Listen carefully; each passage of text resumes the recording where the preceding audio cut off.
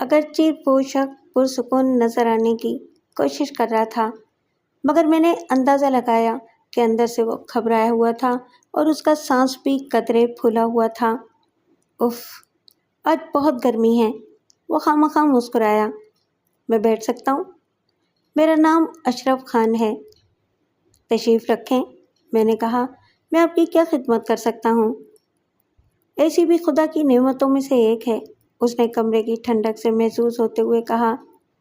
آج میں سوچ رہا تھا کہ اگر جیلوں میں ایسی لگ جائیں تو میرے جیسے کئی لوگ خوشی خوشی جیل جانے پر تیار ہو جائیں۔ اس کی عمر 35 سال کے لگ بھگ تھی۔ وہ نئی پتلون اور رنگین برشٹ میں ملبوس تھا۔ اگرچہ وہ خاندانی امیر نہیں لگتا تھا، لیکن ظاہری رکھ رکھاؤ سے کھاتا پیتا شخص معلوم ہوتا تھا۔ اس نے عمدہ کوالٹی کا رنگین چشمہ لگا رکھا تھا اور اس کے بال بھورے رنگ کے تھے۔ میرے ساتھ ایک چھوٹا سا مسئلہ ہو گیا ہے، اس نے بند دروازے کی طرف دیکھتے ہوئے کہا۔ شاید آپ یقین نہیں کریں گے کہ میں پولیس کی حراست سے بھاگ کر آ رہا ہوں۔ میں اس بات پر بھی یقین کر لوں گا کہ آپ قبر سے نکل کر آ رہے ہیں، میں نے کہا۔ مسئلہ کیا ہے؟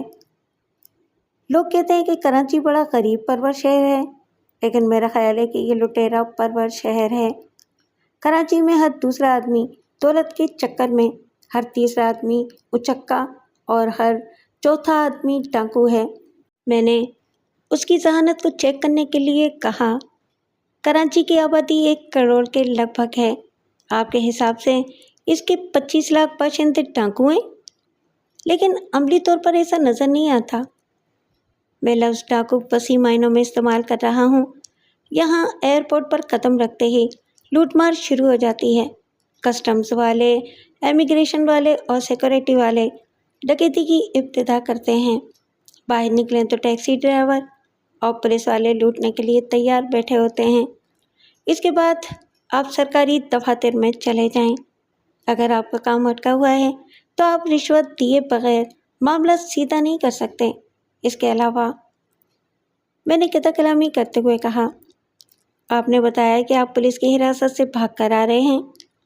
پولیس نے کس سلسلے میں آپ کو گرفتار کیا تھا؟ مجھ پر ایک عورت کا جہیز خود بُد کرنے کا الزام ہے، حالانکہ نہ تو رخصتی ہوئی تھی اور نہ ہی کوئی جہیز آیا تھا۔ اس عورت سے آپ کا کیا تعلق ہے؟ تعلق کیا بتاؤں؟ اس نے تأمل کرتے ہوئے کہا۔ کاغذی کارروائی کے حساب سے وہ میری بیوی ہے، مگر میں شادی شدہ آدمی ہوں اور بیوی بچوں والا ہوں۔ آپ کی بات میری سمجھ میں نہیں آئی۔ کاغذی بیوی اور شادی شدہ اور بیوی بچے، تفصیل سے بتائیں۔ ساری بات بتا دوں؟ اگر آپ مجھے اپنا وکیل مقرر کرنا چاہتے ہیں تو ساری بات بتائیں، ورنہ کچھ بھی بتانے کی ضرورت نہیں۔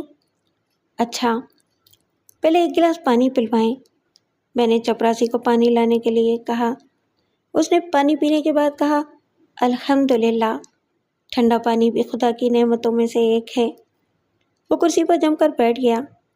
ویسے تو میں سپاہیوں کو بڑے چکر دے کر یہاں تک پہنچا ہوں، لیکن کوئی بات یقین سے نہیں کہی جا سکتی۔ اگر میں پکڑا گیا تو سب کچھ آپ ہی کو کرنا پڑے گا۔ اس کا فیصلہ میں پوری بات سننے کے بعد کروں گا، اس نے تفصیل بتاتے ہوئے کہا کہ تقریباً 3 مہینے پہلے وہ سعودی عرب سے کراچی پہنچا اور اندرونی لوٹ کھسوٹ کے بعد جب ایئرپورٹ کی عمارت سے باہر نکلا تو کرنسی اور ٹیکسی والوں نے اسے گھیر لیا۔ ڈرائیوروں نے اس کے ہاتھ سے سامان بھی چھیننا شروع کر دیا۔ اسی اثنا میں ایک ادھیڑ عمر شخص جس نے شرعی قسم کی داڑھی رکھی ہوئی تھی اس کے قریب آیا اور دوسروں کے فارغ ہونے کا انتظار کرنے لگا۔ واضح قطع سے وہ نیک اور پرہیزگار آدمی دکھائی دیتا تھا۔ جناب، اگر اجازت ہو تو کچھ عرض کروں، اس نے کہا۔ پھر اجازت پا کر رازدارانہ لہجے میں بولا، میرے پاس پرائیویٹ گاڑی ہے، اگر آپ میرے ساتھ چلنا پسند کریں تو میں ٹیکسی سے کم پیسے لوں گا۔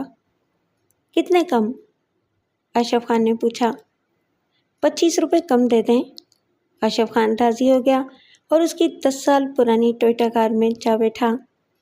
جناب، کہاں جائیں گے؟ ڈرائیور نے انجن اسٹارٹ کرتے ہوئے پوچھا۔ اشرف خان نے اسے صدر کے ایک سستے سے ہوٹل کا نام بتایا۔ اس کا مطلب ہے کہ آپ مسافر ہیں؟ ڈرائیور نے کہا۔ कराची में कितने रोज़ क़याम करेंगे? शायद 3-4 हफ्ते लग जाएंगे। मेरा कुछ सामान बाद में आएगा, इसके लिए रुकना पड़ेगा। अशरफ साहब, मेरा नाम इस्माइल करीमी है। ड्राइवर ने खुद ही अपना तारुफ कराना शुरू कर दिया। मेरी रिहाइश कुरंगी में है। मेरे 5 बच्चे हैं और मैं अकेला कमाने वाला हूँ। वो यूँ चुप हो गया जैसे अशरफ खान को सवाल करने का मौका देना चाहता हो। हमारे मुल्क में ये आम सी बात है। अक्सर ख़ानदानों में एक ही कमाने वाला होता है। आप काम क्या करते हैं? ये सवाल सुनकर इस्माइल करीमी ने अफसरदा सी मुस्कुराहट से अशरफ खान की तरफ देखा जो अगली सीट पर बैठा हुआ था। वाह साहब, उसने कहा, हाँ, मुझे काम करते हुए देखकर भी पूछ रहे हैं कि मैं क्या काम करता हूँ। मैं इस गाड़ी को टैक्सी के तौर पर चलाता हूँ। रोज़ी का सिलसिला बना हुआ है। खुदा का बड़ा करम है। अशरफ खान कुछ देर तो खामोश बैठा रहा, फिर पूछा, क्या प्राइवेट गाड़ी को टैक्सी के तौर पर चलाया जा सकता है? कानूनी तौर पर तो इजाज़त नहीं है, लेकिन काम चल ही रहा है। पुलिस को खुश रखना पड़ता है, यानी रिश्वत देनी पड़ती है। कुछ भी कह लें, करीमी हौले से हंसा। हमारे मुल्क में इज्जत से रोज़ी कमाना बहुत मुश्किल है। आपको ये सुनकर ताज्जुब होगा कि मैं रिश्वत न लेने की वजह से मुलाजमत से निकाला गया था। अच्छा, क्या आप सरकारी मुलाजिम थे? जी हाँ, मैं सरकारी मुलाजिम था। और करीमी ने गहरा सांस लिया। आला ग्रेड का अफसर था। मैं आपको अपना महकमा नहीं बताऊंगा। हालांकि मैं जिस कुर्सी पर बैठा था वहाँ लाखों बनाए जा सकते थे और बनाने वाले बना भी रहे थे, लेकिन मैं रिश्वत नहीं लेता था। इससे महकमे के दीगर लोगों की भलाई आमदनी मुतासर होती थी। लिहाजा उन्होंने मेरे खिलाफ महाज बना लिया और हुक्काम वालों को चिट्ठियाँ लिख लिख कर मुझे मुलाजमत से निकलवा दिया। ये कार उसी ज़माने की यादगार है। माजी का ये सरकारी अफसर टैक्सी ड्राइवर बना हुआ है। आह, इस मुल्क में ईमानदार आदमी का यह हशर किया जाता है। अशरफ के दिल में ये पूछने का ख्याल आया कि रिश्वत देना भी इतना ही बुरा है जितना रिश्वत लेना। फिर वो पुलिस वालों को क्यों रिश्वत देता है? गाड़ी बेचकर टैक्सी क्यों नहीं खरीद लेता या कोई और धंधा क्यों नहीं करता? लेकिन इसने चुप रहना ही बेहतर समझा। मेरा एक और सिलसिला भी है, करीमी ने कदरे तवक्कुफ के बाद कहा। कुरंगी में मेरे पास 2 मकान हैं। एक मकान पहले मैंने किराए पर उठा रखा था, मगर अब उसे एक तरह का मेहमान खाना बना दिया है, जिसे अंग्रेज़ी में गेस्ट हाउस कहते हैं। किराया बहुत वाजबी सा रखा है। खाने का इंतज़ाम भी है। बिल्कुल घरेलू माहौल है। कुछ आमदनी इस मेहमान खाने से भी हो जाती है। इसका इंतज़ाम मेरी बीवी के हाथ में है। ये बात अशरफ खान को अच्छी लगी। इसने पूछा, किराए का क्या हिसाब किताब है? किराया बहुत मामूली है, करीमी ने जवाब दिया। अगर आप दूसरों के साथ मिलकर रह सकते हो तो एक रात के 50 रुपये, अलग कमरे के 150 रुपये। इसमें खाना शामिल नहीं है। 3 वक्त के खाने के 50 रुपये फ़ीकस रेट है। ऑर्डर पर स्पेशल खाना भी पकाया जाता है। मुश्तरका कमरे में कितने बेड हैं? सिर्फ 3 बेड, और हम मेहमानों का इंतखाब एहतियात से करते हैं। मशकूक लोगों को जगह नहीं देते। इस वक्त इनकी गाड़ी स्टार गेट से निकलकर शाहराह फैसल पर पहुंच चुकी थी। अशरफ खान ने कुछ देर सोचने के बाद कहा, अगर आप मुझे मशकूक आदमी नहीं समझते तो मैं भी आपके मेहमान खाने में क़याम करना पसंद करूँगा। बड़ी खुशी की बात है, इस्माइल करीमी ने कहा और गाड़ी को कुरंगी के रास्ते पर डाल दिया। 120 गज पर बना हुआ मेहमान खाना 2 मंजिला था। इस्माइल करीमी ने गाड़ी बंद करके अशरफ खान का सामान बाहर निकाला और दरवाज़ा खोलकर अंदर दाखिल हो गया। इसने बड़ा सूटकेस खुद उठा लिया था। अशरफ खान उसके इखलाक से बहुत मुतासिर हो रहा था। वो सोच रहा था कि इतना बड़ा साबिक अफसर हाथ से काम करने में ज़रा भी आर महसूस नहीं कर रहा था। इसने बकिया सामान उठाया और करीमी की रहनुमाई में अंदर पहुंच गया। जिस कमरे में दोनों दाखिल हुए उसमें 3 बिस्तर लगे हुए थे और हर शय सलीके से लगी हुई थी। एक बिस्तर पर एक अधेड़ उम्र शख्स जिसके निस्फ से ज़्यादा बाल सफ़ेद थे बैठा अखबार देख रहा था।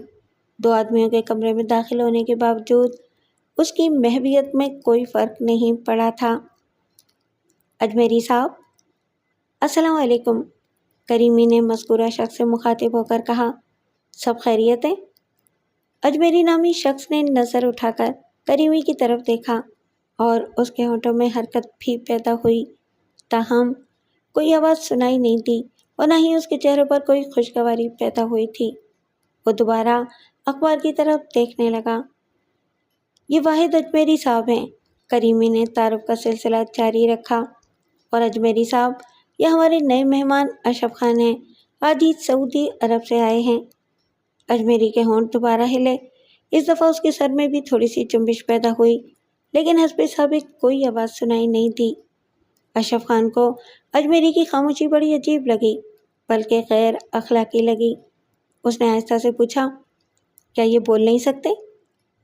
نہیں، کچھ پریشان لگتے ہیں، کریمی نے کہا، اور پھر ایک بستر کی طرف اشارہ کرتے ہوئے بولا، یہ آپ کا بستر ہے اور وہ باتھ روم ہے، یہ مشترکہ باتھ روم ہے۔ دوسری طرف جو کمرہ ہے اس کو بھی یہی باتھ روم لگتا ہے۔ اگر اندر سے دروازہ بند ہو تو سمجھ لیں کہ دوسرے کمرے کا مہمان اندر ہے۔ تبھی قدموں کی چاپ سنائی دی اور ایک بنی سنوری عورت کمرے میں داخل ہوئی۔ اس نے عمدہ کپڑے کا ریشمی جوڑا پہنا ہوا تھا اور خاصی مستعد نظر آ رہی تھی۔ آپ کب آئے؟ اس نے تیکھے لہجے میں پوچھا۔ بس 1-2 منٹ ہوئے ہیں، کریمی نے جواب دیا، پھر اشرف خان کی طرف دیکھتے ہوئے بولا، یہ میری بیگم عشرت خاتون ہے، مہمان خانے کا انتظام انہی کے ہاتھ میں ہے۔ اشرف خان نے اسے سلام کیا اور اپنا نام بتایا۔ عشرت خاتون نے سرسری انداز میں سلام کا جواب دینے کے بعد اپنے شوہر سے کہا، آپ سے کتنی مرتبہ کہا ہے کہ اندر آنے سے پہلے ہارن بجا دیا کریں؟ بھائی معاف کرنا، ہر دفعہ بھول جاتا ہوں، کریمی نے کہا۔ سب ٹھیک ٹھاک ہے نا؟ ہاں سب ٹھیک ہے۔ عشرت خاتون اشرف خان کی طرف مڑی۔ آپ کتنے دن یہاں رہیں گے؟ تقریباً 4-5 ہفتے، اشرف خان نے جواب دیا۔ عشرت خاتون کے لب و لہجے سے اس نے اندازہ لگایا کہ وہ صرف مہمان خانے کی نہیں، ہر شے کی منتظم تھی۔ کریمی اس کے اشاروں پر چلتا تھا۔ کھانا گھر میں کھائیں گے یا ہوٹل میں؟ خاتون نے پوچھا۔ گھر میں کھاؤں گا۔ 50 روپے روز بستر کے اور 50 روپے کھانے کے ہوں گے۔ یہ بات مجھے کریمی صاحب بتا چکے ہیں۔ اسی لمحے ایک نوجوان لڑکی جس نے میلے کپڑے اٹھائے ہوئے تھے دروازے میں نمودار ہوئی اور بولی، امی، دھلائی کے لیے کپڑے لے جا رہی ہوں، یہاں کوئی اور کپڑا تو نہیں ہے؟ فی الحال یہاں کوئی کپڑا نہیں ہے، عشرت خاتون نے کہا۔ پھر لڑکی کے جانے کے بعد اشرف خان کی طرف متوجہ ہوئی۔ یہ میری بیٹی اسما ہے، BA میں پڑھتی ہے، ہر وقت کام میں لگی رہتی ہے، ماشاءاللہ بڑی سکڑ لڑکی ہے۔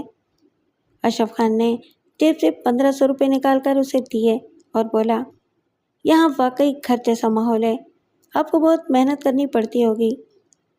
محنت کس کام میں نہیں کرنی پڑتی؟ آپ اپنا حال دیکھ لیں، روزی کمانے کے لیے گھر بار چھوڑ کر پردیس میں دھکے کھاتے پھر رہے ہیں، عشرت بیگم نے کہا۔ پھر نوٹ گننے کے بعد بولی، یہ رقم کھاتے میں نوٹ ہو جائے گی، لیکن آپ کو رسید نہیں ملے گی۔ میں چلتا ہوں، اسماعیل کریمی دروازے کی طرف مڑتے ہوئے بولا۔ مہمان کو کوئی تکلیف نہیں ہونی چاہیے، خدا حافظ۔ خدا حافظ۔ عشرت خاتون نے پہلی بار مسکرا کر اشرف خان کی طرف دیکھا۔ آپ اپنا کام کریں، ہمیں مہمانوں کا خیال رکھنا آتا ہے، اب آپ آرام کریں، رات کا کھانا 9 بجے ملے گا۔ آپ کوئی پرہیز وغیرہ تو نہیں کرتے؟ کوئی خاص پرہیز نہیں کرتا، ہماری رہائش 7 والے مکان میں ہے، ادھر پچھلی طرف درمیانی دیوار میں ایک دروازہ موجود ہے، اگر کسی چیز کی ضرورت ہو تو ادھر سے دروازہ کھٹکھٹا دیں۔ وہ جاتے جاتے دروازے میں رکی اور قدرے دھیمی آواز میں بولی، باہر کسی سے پیسوں کا ذکر نہ کریں، ہم نے یہ کام آپ جیسے شریف مسافروں کی خدمت کے لیے شروع کیا ہے، لیکن محلے کے بعض لوگ چلتے ہیں، انکم ٹیکس والوں کو چٹھیاں لکھتے رہتے ہیں۔ میرا یہاں کوئی جاننے والا نہیں ہے، عشرت خاتون نے واحد اجمیری پر سرسری نظر ڈالی اور کمرے سے نکل گئی۔ اشرف خان نے اپنے سوٹ کیس سے صاف کپڑے نکالے اور باتھ روم میں گھس گیا۔ غسل کے دوران وہ اسماعیل کریمی کے کاروبار کے بارے میں سوچتا رہا۔ اس ڈبل اسٹوری مکان میں کم از کم 8 کمرے تھے، جن میں تقریباً 20-21 مہمان سما سکتے تھے، لیکن اگر اوسطاً 10 مہمان بھی لگائے جائیں تو 20-25 ہزار روپے ماہوار بآسانی کمائے جا سکتے تھے۔ 7-8 ہزار روپے کریمی گاڑی سے بھی کما لیتا ہوگا۔ گویا وہ سابق سرکاری افسر اپنی تنخواہ سے کئی گنا زیادہ رقم کما رہا تھا۔ اشرف خان 7 سال کے بعد پاکستان آیا تھا۔ اس کے پاس ایک معقول رقم تھی اور وہ کاروبار کرنے کا ارادہ رکھتا تھا۔ اسے وہ مہمان خانے والا کاروبار خاصا پسند آیا تھا۔ غسل کے بعد اسے چائے کی طلب محسوس ہوئی۔ اس نے اجمیری کی طرف دیکھا، جو اخبار کے بجائے ایک رسالے کا مطالعہ کر رہا تھا۔ اس کے چہرے پر حسب معمول لا تعلقی نظر آ رہی تھی۔ اجمیری صاحب، آپ چائے پینا پسند کریں گے؟ اشرف نے خوش اخلاقی کا مظاہرہ کرتے ہوئے کہا۔ چائے؟ اجمیری نے قدرے توقف کے بعد کہا۔ کہاں ہے چائے؟ یہ بات تو میں بھی سوچ رہا ہوں کہ چائے کہاں سے ملے گی۔ یہاں نزدیک کوئی ہوٹل نہیں ہے؟ یہ بھی ہوٹل ہی ہے۔ ادھر سے جا کر پچھلا دروازہ کھٹکھٹائیں اور چائے کا آرڈر دے دیں۔ اوہ، یہ تو مجھے یاد ہی نہیں رہا۔ خاتون نے بھی یہی کہا تھا، اشرف نے کہا اور کمرے سے نکل کر چھوٹی سی راہداری سے ہوتا ہوا پچھلے حصے میں پہنچ گیا۔ وہاں ایک چھوٹا سا صحن تھا اور بائیں طرف دونوں مکانوں کی مشترکہ دیوار میں ایک دروازہ بنا ہوا تھا۔ دستک کے جواب میں جس عورت نے دروازہ کھولا وہ ملازمہ معلوم ہوتی تھی۔ اشرف اس سے بات کرنے کا ارادہ کر ہی رہا تھا کہ اسما نامی لڑکی بھی دروازے پر پہنچ گئی۔ جی، آپ نئے والے مہمان ہیں، اس نے ہلکی سی مسکراہٹ کے ساتھ کہا۔ اشرف نے اندازہ لگایا کہ وہ پیشہ ورانہ مسکراہٹ تھی، اس لیے وہ کسی غلط فہمی کا شکار ہوئے بغیر بولا۔ جی ہاں، میں نیا مہمان ہوں، مجھے اشرف خان کہتے ہیں۔ میں یہ پوچھنا چاہتا ہوں کہ اس وقت چائے مل سکتی ہے؟ ہاں، مل سکتی ہے، اسما نے جواب دیا۔ پھر ملازمہ سے مخاطب ہو کر بولی، سسی، جاؤ صاحب کے لیے چائے بناؤ۔ اشرف ملازمہ کے نام پر چونکا، بولا، خاصا تاریخی نام ہے آپ کی ملازمہ کا، لیکن یہ بھمپور کی رہنے والی نہیں ہے۔ اسما کی مسکراہٹ کشادہ ہو گئی، اور اسے پنوں کی ضرورت بھی نہیں ہے۔ شکریہ، آپ نے وضاحت کر دی، ورنہ میں بے خبری میں مارا جاتا، اشرف نے کہا اور اسما کے بولنے سے پہلے مزید کہا، اور ایسا کریں، چائے 2 کپ بنوا دیں۔ دوسرا کپ کس کے لیے؟ اجمیری صاحب بھی چائے پئیں گے۔ یہ دوسرا کپ آپ کے حساب میں جائے گا یا اجمیری صاحب کے حساب میں؟ میں آرڈر دے رہا ہوں اس لیے میرے ہی حساب میں جائے گا۔ جیسے آپ کی مرضی، اسما نے برا سا منہ بنا کر دروازہ بند کر لیا۔ لڑکی کا منہ بنانا اشرف کی سمجھ میں نہیں آیا تھا۔ جب وہ راہداری میں داخل ہو رہا تھا تو اس کے کانوں میں کسی مرد اور عورت کے بولنے کی آوازیں آئیں۔ اس نے اندازہ لگایا کہ وہ آوازیں اب بھی کمرے سے آ رہی تھیں، شاید کوئی میاں بیوی ٹھہرے ہوئے تھے۔ میں نے چائے کا آرڈر دے دیا ہے، اشرف نے کمرے میں داخل ہونے کے بعد کہا۔ پھر وہ کمرے کی واحد آرام کرسی پر ڈھیر ہو گیا اور کچھ دیر چھت کو گھورنے کے بعد بولا، لیکن ایک بات میری سمجھ میں نہیں آئی۔ 1 کپ کی حد تک بات ٹھیک لگ رہی تھی، لیکن جب میں نے آپ کا دوسرے کپ کا ذکر کیا تو مسکراہٹ غائب ہو گئی اور چہرے پر کچھ ناگواری بھی نظر آنے لگی۔ کس کی مسکراہٹ؟ اجمیری نے پوچھا۔ کس کا چہرہ؟ میں اس لڑکی کی بات کر رہا ہوں جس کو میں نے چائے کا آرڈر دیا ہے۔ مسکراہٹ جوان آدمی کے لیے اور ناگواری بوڑھی کے لیے تھی، لیکن یہ بات ابھی تمہاری سمجھ میں نہیں آئے گی۔ میرا خیال ہے کہ میں آدھی بات سمجھ گیا ہوں، اشرف نے کہا۔ پھر پوچھا، اجمیری صاحب، آپ کہاں کے رہنے والے ہیں؟ میرا نام واحد اجمیری ہے۔ اوہ، آپ کا مطلب ہے کہ آپ اجمیر شریف کے رہنے والے ہیں۔ کتنے دنوں کے لیے پاکستان آئے ہیں؟ زندگی بھر کے لیے، اجمیری نے ناگواری سے جواب دیا۔ تم اتنی سی بات نہیں سمجھ سکتے؟ جب میں نے اجمیر چھوڑا تھا تو میری عمر 13 سال تھی۔ جب سے میں کراچی میں رہ رہا ہوں، لیکن کہا یہی جائے گا کہ میں اجمیر کا رہنے والا ہوں۔ معافی چاہتا ہوں، میں اتنا ذہین آدمی نہیں ہوں، اشرف نے دلچسپی لیتے ہوئے کہا۔ کیا کراچی میں آپ کا اپنا گھر نہیں ہے؟ میرا مطلب ہے کہ آپ اس مہمان خانے میں کیوں رہ رہے ہیں؟ اجمیری نے جواب دینے کے بجائے رسالے پر نظر جما دی۔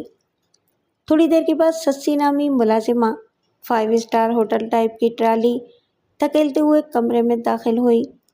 ٹرالی میں چائے کے علاوہ بسکٹ اور پیسٹریاں وغیرہ بھی تھیں۔ میں نے صرف چائے کا آرڈر دیا تھا، اشرف نے کہا۔ کوئی بات نہیں جی، ملازمہ نے کہا، بس جس چیز کی آپ کو ضرورت نہیں اس کو ایسے ہی پڑا رہنے دیں۔ ملازمہ کے جانے کے بعد اشرف نے ایک چائے بنا کر اجمیری کو دی اور ایک اپنے لیے بنائی۔ اجمیری تھوڑی سی آگے سے رکایا اور ایک عمدہ سا کیک اٹھاتے ہوئے بولا، میاں، جب نصف بہتر مکمل بہتر ہونے پر اصرار کرنے لگے تو بندے کو مہمان خانے میں ہی پناہ لینی پڑتی ہے۔ میں آپ کی بات کا مطلب نہیں سمجھا، اشرف نے کہا۔ یہ تمہارے آخری سوال کا جواب ہے، اجمیری نے چائے کا گھونٹ لیتے ہوئے کہا۔ نصف بہتر کا مطلب تو سمجھتے ہو نا؟ لفظی معنی تو سمجھ میں آ رہے ہیں، لیکن آپ نے جو کچھ کہا ہے اس کا مفہوم سمجھ میں نہیں آیا۔ نصف بہتر کہتے ہیں بیوی کو، اجمیری نے سمجھاتے ہوئے کہا، یعنی گھر کی نصف بہتری بیوی کے دم سے اور نصف بہتری شوہر کے دم سے ہوتی ہے، لیکن جب بیوی شوہر کے حصے کی بہتری بھی سمیٹنے کی کوشش کرنے لگے تو بھی شوہر کی اوقات بھی ختم ہو جاتی ہے۔ اچھا، تو یہ بات ہے، آپ بیوی کے ستائے ہوئے ہیں، اس طرح تو آپ کا بہت خرچہ ہو جاتا ہوگا۔ میاں، میں اتنا غریب بھی نہیں ہوں جتنا نظر آتا ہوں، خدا کے فضل سے صاحب جائیداد ہوں اور آمدنی کا کوئی مسئلہ نہیں ہے، لیکن ایک محرومی ایسی ہے جو ہر وقت جی کو پریشان رکھتی ہے۔ کون سی محرومی؟ میرا کوئی بیٹا نہیں ہے، اجمیری پیسٹری کا ٹکڑا منہ میں رکھتے ہوئے بولا۔ بیٹیاں پوری 4 ہیں۔ میں نے سوچا تھا کہ اگر کوئی شریف داماد مل گیا تو اسے کاروبار میں شامل کر لوں گا اور اس طرح میرا بوجھ کچھ ہلکا ہو جائے گا، لیکن بیوی نے یہ راستہ بھی بند کر دیا ہے۔ اشرف خان اس شخص کی باتیں سن کر حیران ہو رہا تھا۔ شروع میں وہ بولنے میں کنجوسی سے کام لے رہا تھا اور اب بولتا ہی چلا جا رہا تھا، یہاں تک کہ اپنے گھر کے اندرونی راز بھی کھول رہا تھا۔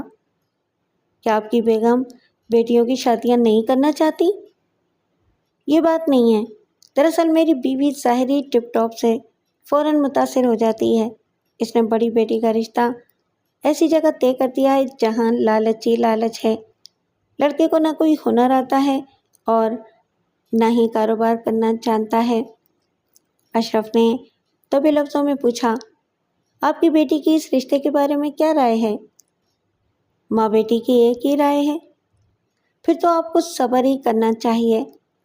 ہاں، شاید صبر ہی کرنا پڑے، واحد اجمیری نے کہا اور کسی گہری سوچ میں ڈوب گیا۔ اشرف خان نے بتایا کہ اس مہمان خانے میں سے کوئی شکایت نہیں تھی، وہاں کھانا اچھا پکتا تھا اور ماحول خاصا خوشگوار تھا۔ اسماعیل کریمی ہر تیسرے چوتھے روز ایئرپورٹ سے اکا دکا مسافر ساتھ لے آتا تھا۔ زیادہ تر مہمان 3-4 دن سے زیادہ قیام نہیں کرتے تھے۔ عشرت خاتون اشرف پر کچھ زیادہ ہی مہربان نظر آنے لگی تھی۔ کبھی کبھار وہ اسے اپنے گھر میں کھانے پر بلا لیتی تھی۔ اس کی 2 بیٹیاں اور 3 بیٹے تھے۔ گھر کے سب افراد اس کے ساتھ بے تکلف ہو گئے تھے اور وہ اس ماحول میں بہت خوش تھا۔ واحد اجمیری 3-4 دن مہمان خانے میں قیام کرنے کے بعد اپنے گھر چلا گیا تھا۔ اس کا گھر اسی علاقے میں تھا۔ اشرف خان چونکہ کاروبار کرنا چاہتا تھا، اس لیے وہ مشورہ کرنے کے لیے ایک شام اس کے گھر چلا گیا۔ وہ ایک عام سا مکان تھا اور اندرونی آرائش بھی کوئی خاص قابل ذکر نہیں تھی۔ فرنیچر اور آرائش وغیرہ سے واحد اجمیری کے اس دعوے کی تصدیق نہیں ہوتی تھی کہ وہ صاحب جائیداد اور کاروباری شخص تھا، تاہم اشرف نے اپنے تاثرات کا اظہار نہیں ہونے دیا۔ اجمیری نے اسے ڈرائنگ روم میں بٹھایا اور رسمی کلمات کے بعد دھیمی آواز میں کہا، میری بیگم کے سامنے کوئی ایسی بات نہ کرنا، سمجھے، ورنہ میری شامت آ جائے گی۔ آپ اطمینان رکھیں، میں اتنا بے وقوف نہیں ہوں۔ اسی لمحے اندرونی دروازے کی دوسری جانب قدموں کی چاپ سنائی دی۔ اجمیری نے جلدی سے کہا، ہاں تو اشرف میاں، تمہاری واپسی کا کیا پروگرام ہے؟ اشرف کے بولنے سے پہلے ہی ایک بنی سنوری خاتون کمرے میں داخل ہوئی۔ اس نے ریشمی جوڑا پہن رکھا تھا اور قدرے فربہ اندام تھی۔ اس نے تنقیدی نظروں سے اشرف کا جائزہ لیا۔ بیگم، یہ کریمی صاحب کا مہمان اشرف خان ہے، اجمیری نے تعارف کراتے ہوئے کہا۔ بیگم کے چہرے پر ناگوار تاثرات نمودار ہو گئے۔ جیسے کہہ رہی ہو تو پھر میں کیا کروں؟ یہ سعودی عرب سے دولت کما کر لایا ہے اور اب یہاں کوئی کاروبار کرنا چاہتا ہے، اجمیری نے مزید کہا۔ یہ سن کر بیگم کے چہرے کی ناگواری جاتی رہی۔ اس نے مسکرا کر اشرف کی طرف دیکھا اور بولی، یہ تو بڑی اچھی بات ہے، کیا بزنس کرنے کا ارادہ ہے؟ ابھی کوئی فیصلہ نہیں کیا، اشرف نے انکسار سے جواب دیا۔ فی الحال مارکیٹ سروے کر رہا ہوں۔ تم وہ گارمنٹ فیکٹری کیوں نہیں کھول لیتے؟ بیگم اجمیری نے اسے مفید مشورہ دیا۔ اس کام کا مجھے کوئی تجربہ نہیں ہے۔ تجربہ تو کام کرنے سے ہوتا ہے۔ میری ایک جاننے والی گارمنٹ فیکٹری چلا رہی ہے، اکیلی نے ساری فیکٹری سنبھالی ہوئی ہے۔ میں تمہیں کسی دن فیکٹری دکھانے لے چلوں گی۔ تبھی ایک نہایت حسین لڑکی کمرے میں داخل ہوئی۔ اس کے انداز سے ظاہر ہوتا تھا کہ وہ بے خیالی میں اندر چلی آئی تھی۔ اشرف کو دیکھ کر گھبرا گئی اور جلدی سے بولی، آداب۔ جی آداب۔ اشرف اس کی بوکھلاہٹ اور خوبصورتی سے خاصا متاثر ہوا تھا۔ یہ میری بیٹی گل رخ ہے، بیگم اجمیری نے تعارف کرایا۔ پھر بیٹی سے کہا، اشرف صاحب کے لیے چائے بناؤ۔ اشرف نے رسمی سا تکلف کیا۔ بیگم کچھ کھانے کا انتظام کر لو، اجمیری نے کہا۔ چائے کھانے کے بعد پی لیں گے، کھانے کا انتظام بھی ہو جائے گا۔ بیگم اجمیری نے اشرف کی طرف دیکھا۔ تمہیں کیا چیز پسند ہے؟ کھانا تو میرا پک چکا ہوگا، آپ کو پتہ ہی ہے کہ عشرت خاتون اس معاملے میں بہت سخت ہیں۔ آپ کے ہاں پھر کبھی کھانا کھا لوں گا۔ چلیں، ہم آپ کی باقاعدہ دعوت کریں گے، بیگم اجمیری نے کہا۔ آپ کب تک یہاں ٹھہریں گے؟ 1.5-2 ہفتے اور لگ جائیں گے، اشرف نے جواب دیا۔ وہ سادہ لو نوجوان یہ سمجھنے سے قاصر رہا کہ اس پر اتنی مہربانی کیوں کی جا رہی تھی۔ بیگم اجمیری کچھ دیر باتیں کرنے کے بعد اندر چلی گئی اور اشرف واحد اجمیری سے باتیں کرنے لگا۔ 15-20 منٹ کے بعد گل رخ چائے اور گھر کی تیار کردہ نمکین چیزیں لے کر آ گئی۔ اس نے لباس تبدیل کر کے ہلکا میک اپ بھی کر لیا تھا، اور جب اس نے مسکراتے ہوئے اشرف کو چائے کا کپ پیش کیا تو وہ تیرے نظر کا شکار ہو گیا۔ گل رخ وہیں پر بیٹھ گئی اور یہ کہتے ہوئے نمکین چیزیں پیش کرنے لگی، یہ چپس بھی لیں، یہ میں نے اپنے ہاتھ سے بنائے ہیں، یہ پاپڑ بھی لینا، آپ تو کچھ کھا ہی نہیں رہے، ذرا یہ چکر تو دیکھیں۔ غالباً لڑکی کو اندر سے سمجھا بجھا کر بھیجا گیا تھا۔ اجمیری کی یہ بات ٹھیک ہی معلوم ہوتی تھی کہ اس کی بیوی ظاہری ٹپ ٹاپ یا دوسرے لفظوں میں دولت سے متاثر ہونے والی عورت تھی، لیکن اشرف ان باتوں کو سمجھ نہیں رہا تھا۔ اس پر حسن کا جادو چل چکا تھا۔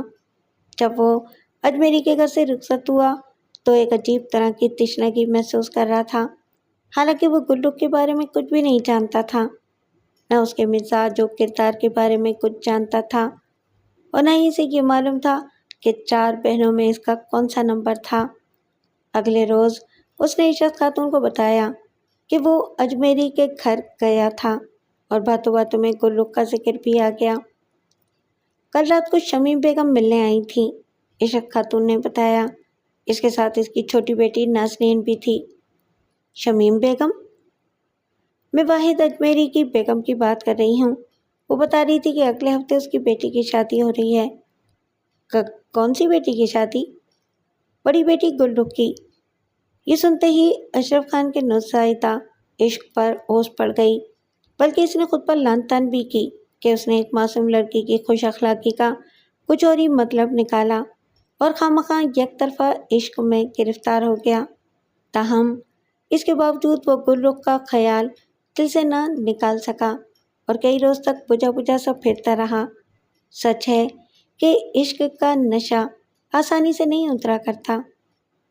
بعد میں جو کچھ سامنے آیا، اس سے یہ اندازہ ہوتا ہے کہ وہ سب کچھ ایک منصوبے کے تحت کیا گیا تھا، لیکن یہ اندازہ لگانا مشکل ہے کہ منصوبے کا خیال کب اور کس کے ذہن میں آیا تھا؟ آیا یہ منصوبہ پہلے سے متعلقہ افراد کے ذہن میں موجود تھا یا اشرف خان کی سادگی اس کا محرک بنی تھی؟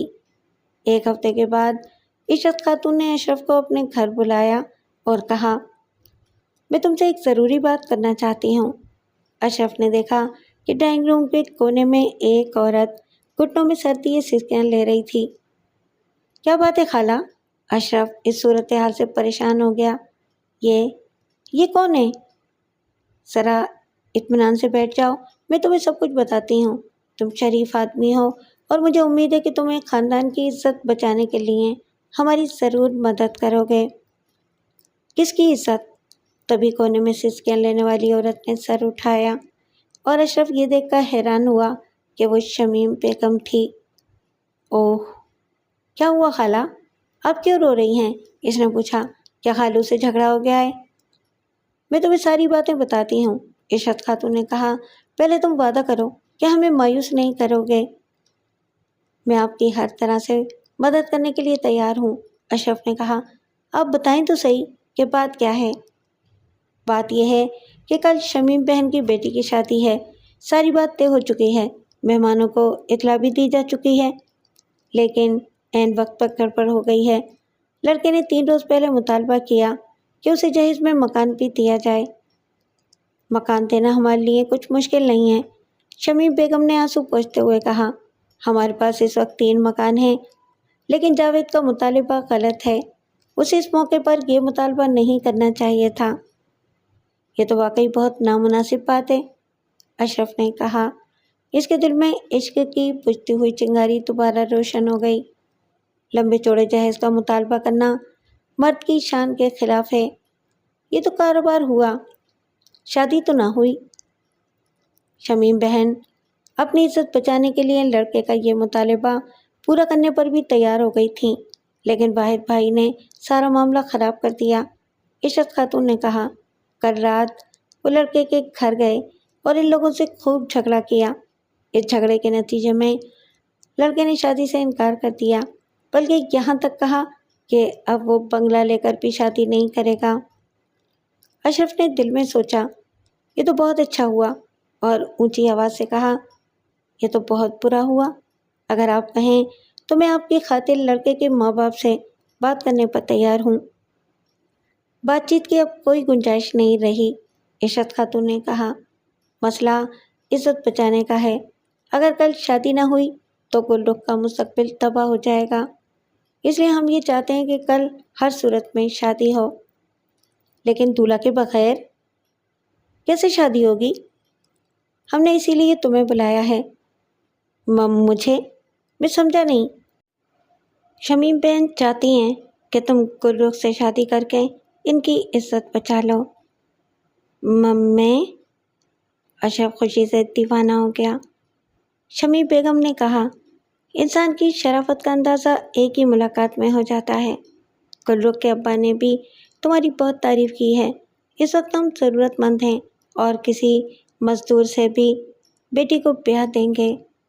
اشرف کا جی چاہ رہا تھا کہ خوشی سے اچھلنا شروع کر دے اور فوراً ہاں کر دے، لیکن ایسا کرنا مناسب نہیں تھا، لہٰذا اس نے اپنے جذبات کو چھپاتے ہوئے کہا، آپ اچھی طرح سوچ لیں، میں مسافر ہوں، آپ لوگ میرے بارے میں کچھ بھی نہیں جانتے۔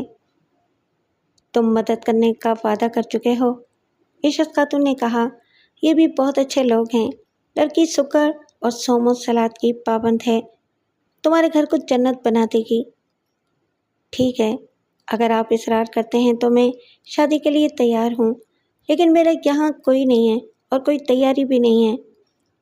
ہم سب تمہارے اپنے ہیں، عشرت خاتون نے کہا، اور لمبی چوڑی تیاری کی کوئی ضرورت نہیں ہے۔ تم کل صبح میرے ساتھ تاریخ روڈ چلو، 1-2 گھنٹے میں ضرورت کی چیزیں خرید لیں گے۔ 1-2 جوڑے تمہارے، چند بری کے جوڑے، 1 زیور کا سیٹ، دوسری چھوٹی موٹی چیزیں، اور بس، زیادہ فضول خرچی نہیں کرنی۔ کیوں شمیم بہن، ٹھیک ہے نا؟ جو تم مناسب سمجھو، میری تو عقل کام نہیں کر رہی۔ دونوں عورتوں نے اسی وقت بری کے سامان کی ایک لسٹ تیار کر کے اشرف کو دکھائی، لیکن اشرف اس وقت تصورات کی دنیا میں پہنچا ہوا تھا۔ اسے ہر طرف گلرخ دکھائی دے رہی تھی۔ اگلے روز وہ عشرت خاتون اور اس کی بیٹی اسما کے ہمراہ طارق روڈ پہنچا اور 2 گھنٹے میں تقریباً 30,000 روپے کی خریداری کر ڈالی۔ وہ سوچ رہا تھا کہ مہمان خانے کی اوپری منزل پر 2 کمرے کرائے پر لے لے گا اور دلہن کو عارضی طور پر وہاں رکھ لے گا۔ نکاح کا وقت رات کے 8 بجے مقرر کیا گیا تھا۔ بارات کا انتظام اسماعیل کریمی اور عشرت خاتون نے کیا۔ ایک گاڑی کریمی کی اپنی تھی، 2 گاڑیاں اور کرائے پر لے لی گئیں۔ بارات میں درجن بھر افراد شریک تھے، جن میں نصف کریمی کے افراد خانہ اور نصف رشتہ دار تھے۔ یہ مختصر سی بارات واحد اجمیری کے گھر پہنچ گئی۔ یہ دیکھ کر اشرف خان کو کچھ تعجب ہوا کہ وہاں کوئی دھوم دھڑکا نہیں تھا۔ آرائشی روشنیوں کا انتظام بھی بہت معمولی تھا۔ گلی میں ایک چھوٹا سا شامیانہ لگا ہوا تھا جس میں 10-12 مہمان بیٹھے ہوئے تھے۔ اشرف باراتیوں کے ہمراہ اسٹیج پر جا بیٹھا اور اپنے ہونے والے سسر سے پوچھا، آپ کے مہمان کب تک آ جائیں گے؟ میاں، ہم نے زیادہ مہمان نہیں بلائے، واحد اجمیری نے آہستہ سے کہا۔ یہ موقع ہی ایسا ہے۔ دراصل کچھ مہمان جن کا جاوید کے گھر والوں سے رابطہ ہے، یہ سوچ رہے ہوں گے کہ شادی منسوخ ہو چکی ہے۔ ویسے بھی شادی سادگی سے ہونی چاہیے۔ جی ہاں، سادگی اچھی چیز ہے، اشرف نے کہا۔ سچی بات تو یہ تھی کہ اسے مہمانوں سے کوئی غرض نہیں تھی۔ اس کے تصور میں تو گل رخ سمائی ہوئی تھی۔ صبح اس نے عشرت خاتون سے بالائی منزل کے 2 کمروں کے لیے بات کی تھی۔ آپ اطمینان رکھیں، عشرت خاتون نے جواب دیا تھا، کمروں کا انتظام بھی ہو جائے گا۔ اس ضمن میں اشرف کے ذہن میں کچھ الجھن پائی جاتی تھی۔ عشرت خاتون کا گول مول جواب اس کی سمجھ میں نہیں آیا تھا، تاہم وہ یہ سوچ کر مطمئن ہو گیا تھا کہ سارے انتظامات عشرت خاتون ہی کر رہی تھی۔ یقیناً اس نے علیحدہ کمروں کے بارے میں بھی سوچ رکھا ہوگا۔ چند لمحوں کے بعد مولوی صاحب نے اپنے تھیلے سے رجسٹر اور نکاح فارم نکالا اور نکاح پڑھانے کی تیاری کرنے لگے۔ تبھی شمیم بیگم اپنی چھوٹی بیٹی نازنین کے ہمراہ شامیانے میں داخل ہوئی اور سیدھی اشرف کی طرف بڑھی۔ اس نے بھڑکدار ریشمی لباس پہنا ہوا تھا اور گہرا میک اپ کر رکھا تھا۔ نازنین کی عمر 13-14 سال کے لگ بھگ تھی اور وہ ہو بہو اپنی بڑی بہن گلرخ کی شبیہہ تھی۔ اس نے نہایت چست اور شوخ لباس پہن رکھا تھا۔ آداب بھائی جان، اس نے بڑے ادب سے کہا۔ اشرف نے اس کے سلام کا جواب دیا، پھر شمیم بیگم کو سلام کیا۔ ارے، اپنی سالی کو پیار نہیں کرو گے؟ شمیم بیگم نے کہا، یہ میری سب سے چھوٹی بیٹی نازنین ہے۔ اشرف قدامت پسند گھرانے سے تعلق رکھتا تھا اور اس کی طبیعت میں خاصا حجاب پایا جاتا تھا۔ اس نے دیکھا کہ سب سے چھوٹی بیٹی اتنی چھوٹی بھی نہیں تھی، وہ جوانی میں قدم رکھ چکی تھی اور بڑی بڑی لگ رہی تھی۔ تو بھی اشرف نے ہونے والی ساس کی فرمائش پر اسے پیار کیا اور چور نظروں سے مہمانوں کی طرف دیکھنے لگا۔ نازنین اس کے کندھے پر بازو ٹکا کر کھڑی ہو گئی۔ شمیم بیگم نے آہستہ سے کہا، اشرف بیٹے، تم نے ہماری لاج رکھ لی ہے، سمجھ میں نہیں آتا کہ کس طرح تمہارا شکریہ ادا کروں۔ اشرف نے شرما کر کہا، آپ مجھے شرمندہ کر رہی ہیں۔ مولوی صاحب نے نکاح پڑھانا شروع کر دیا تو اشرف کے کانوں میں شادیانے بجنے لگے۔ اسے یقین نہیں آ رہا تھا کہ وہ سب کچھ حقیقت تھا یا خواب۔ اسے کچھ پتہ نہیں چلا کہ وہ مرحلہ کب طے ہو گیا۔ اس نے ایجاب و قبول کے بعد نکاح نامے پر دستخط کر دیے اور نکاح نامہ دلہن کے دستخطوں کے لیے اندر بھجوا دیا گیا۔ ایک خاص بات یہ تھی کہ جب مولوی صاحب شادی کی منظوری کے بارے میں سوال کر رہے تھے تو حسین و جمیل سالی اشرف کے کندھے پر ٹھوڑی ٹکائے اس کے کان میں کچھ کہنے کی کوشش کر رہی تھی، یعنی اشرف کی توجہ کئی حصوں میں بٹی ہوئی تھی۔ نکاح نامے پر گواہوں کے دستخط ہو گئے اور مولوی صاحب نے اپنا بستر باندھنا شروع کر دیا۔ کھانا تیار تھا، کسی مہمان خصوصی کی آمد کا انتظار نہیں تھا۔ نکاح کے فوراً بعد کھانا لگ گیا۔ کھانے کے بعد کریمی نے اشرف کو واپس چلنے کے لیے کہا تو وہ الجھن کا شکار ہو گیا۔ اس نے کہا، دلہن کو تو آ لینے دیں۔ دلہن؟ کریمی نے حیرانی سے کہا، تمہیں نہیں پتا؟ کس بات کا؟ رخصتی بعد میں ہوگی، آج صرف نکاح کا پروگرام تھا۔ اشرف نے عشرت خاتون کو بلوا کر کہا، یہ خالو کیا کہہ رہے ہیں، آج رخصتی نہیں ہوگی؟ ٹھیک ہی تو کہہ رہے ہیں، عشرت خاتون نے جواب دیا۔ آج رخصتی کا کوئی پروگرام نہیں تھا، جبھی تھوڑے سے مہمان بلوائے گئے تھے۔ ارے تمہیں اتنی جلدی کس بات کی ہے؟ رخصتی بھی ہو جائے گی۔ اتنے میں شمیم بیگم بھی ان کے قریب پہنچ گئی اور بولی، کیا باتیں ہو رہی ہیں؟ شمیم بہن، سن رہی ہو؟ صاحبزادے کو رخصتی کی بہت جلدی ہو رہی ہے۔ لو، میں نے تو پہلے ہی کہہ دیا تھا کہ رخصتی بعد میں ہوگی، شمیم بیگم نے کہا۔ اس کے لہجے میں پہلی سی انکساری نہیں تھی۔ نکاح ہو گیا تو رخصتی بھی ہو جائے گی، تمہارے پاس ابھی کوئی ٹھکانہ بھی تو نہیں ہے۔ اشرف کی 2 سالیاں بھی قریب پہنچ گئیں اور اس کا مذاق اڑانے لگیں۔ اشرف ان عورتوں کے سامنے شرمندہ سا ہو گیا۔ وہاں اس کا اپنا کوئی تھا نہیں جو اس کی حمایت اور تائید میں بات کرتا، اور خود اسے ایسی بات کرتے ہوئے حجاب محسوس ہو رہا تھا۔ اسے یہ پوچھنے کا خیال نہیں آیا کہ اگر رخصتی کا پروگرام نہیں تھا تو بری کیوں دلہن والوں کے حوالے کر دی گئی تھی؟ ایسی باتیں عورتیں ہی کر سکتی تھیں۔ رات کو جب وہ بستر پر لیٹا تو بہت اداس بھی تھا اور پریشان بھی۔ 2 روز کے اندر اندر اس کے تقریباً 35,000 خرچ ہو گئے تھے اور معاملہ جوں کا توں تھا۔ سوچتے سوچتے ایک بات اچانک اس کے ذہن میں آئی اور وہ اٹھ کر بیٹھ گیا۔ یہ بات اس نے سنی ضرور تھی، مگر شعوری طور پر اس کا ادراک نہیں ہوا تھا۔ مولوی صاحب نے حق مہر 3 لاکھ روپے بتایا تھا۔ اگلے روز اس نے عشرت خاتون سے اس بارے میں بات کی تو اس نے جواب دیا، اس میں پریشان ہونے والی کیا بات ہے؟ یہ بات تو تمہیں پہلے ہی بتا دی گئی تھی، اور یہ تو میاں بیوی کا آپس کا معاملہ ہوتا ہے، بات میں معاف کروا لینا۔ اشرف اس جواب سے مطمئن نہیں ہوا۔ وہ دوڑا دوڑا اپنے نئے نئے سسرال پہنچا اور واحد اجمیری سے حق مہر کے بارے میں پوچھا۔ کیا خرابی ہے حق مہر میں؟ اجمیری نے پوچھا۔ اس کے لہجے میں ایک روز پہلے والی نرمی نہیں تھی۔ خرابی تو کوئی نہیں ہے، لیکن 3 لاکھ روپے تو بہت زیادہ ہیں، اشرف نے اپنے جوش کو دباتے ہوئے کہا۔ میاں، یہ باتیں نکاح سے پہلے کی جاتی ہیں، میری بیگم نے تمہیں پہلے ہی ساری بات بتا دی تھی۔ نہیں، خالہ نے مجھے حق مہر کے بارے میں کچھ نہیں بتایا تھا۔ تم بھول گئے ہوگے، اور پھر نکاح کے موقع پر کوئی ڈھکا چھپا معاملہ تو نہیں ہوا تھا۔ تم نے اپنے کانوں سے سب کچھ سنا تھا اور باقائمیے ہوش و حواس اس نکاح نامے پر دستخط کیے تھے۔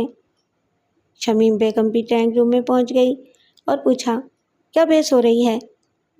صاحبزادے کو حق مہر کی رقم پر اعتراض ہے، اجمیری نے کہا۔ اے لو، اشرف میاں، تم اتنے بھی غریب نہیں ہو، شمیم بیگم نے کہا۔ 3 لاکھ روپے تمہارے سامنے کیا چیز ہیں؟ اور سنو، اب یہ قصہ مت چھیڑو، یہ بدشگونی ہو جائے گی۔ ہم پہلے ہی بہت دکھی ہیں، اور ہم نے تو تمہارے بارے میں کوئی چھان بین بھی نہیں کی۔ تمہاری شرافت دیکھ کر لڑکی تمہارے نام لگاتی ہے۔ اب جلدی سے مکان کا انتظام کرو تاکہ رخصتی کا پروگرام بنایا جائے۔ اشرف ان وضاحتوں سے مطمئن نہیں ہوا۔ اس کا دل کہہ رہا تھا کہ وہ کسی چکر میں پھنس گیا ہے۔ چند روز کے بعد اس کا بقیہ سامان بھی کراچی پہنچ گیا اور وہ بذریعہ ٹرین اپنے آبائی قصبے روانہ ہو گیا۔ اس نے پری وغیرہ پر خرچ ہونے والی رقم پر فاتحہ پڑھ ڈالی تھی اور فیصلہ کیا تھا کہ وہ دوبارہ اس کوچے کا رخ ہی نہیں کرے گا۔ تقریباً 1 مہینہ اپنے بیوی بچوں کے پاس گزارنے کے بعد وہ دوبارہ کراچی گیا۔ یہاں وہ کوئی کاروبار شروع کرنا چاہتا تھا۔ چند روز کے بعد اسے گل رخ یاد آنے لگی۔ اس نے خود کو سمجھایا کہ گل رخ اب اس کی بیوی بن چکی ہے، وہ اس کی منقوہ ہے۔ درمیان میں فقط رخصتی کی رسم باقی ہے، یہ رسم بھی ادا ہو جانی چاہیے۔ حق مہر کا معاملہ بعد میں دیکھا جائے گا۔ ایک بیوی کراچی میں اور ایک آبائی قصبے میں، اگر اس کاروبار میں بڑھوتری ہوئی اور وہ چل نکلا تو وہ دونوں کے حقوق ادا کرنے کے قابل ہو جائے گا۔ یہ سب کچھ سوچنے کے بعد اس نے ایک چھوٹا فلیٹ کرائے پر لے لیا اور واحد اجمیری کے گھر پہنچ گیا۔ انہوں نے اس کی خوب آؤ بھگت کی اور فلیٹ کا پتہ لے لیا جو گلشن اقبال میں تھا۔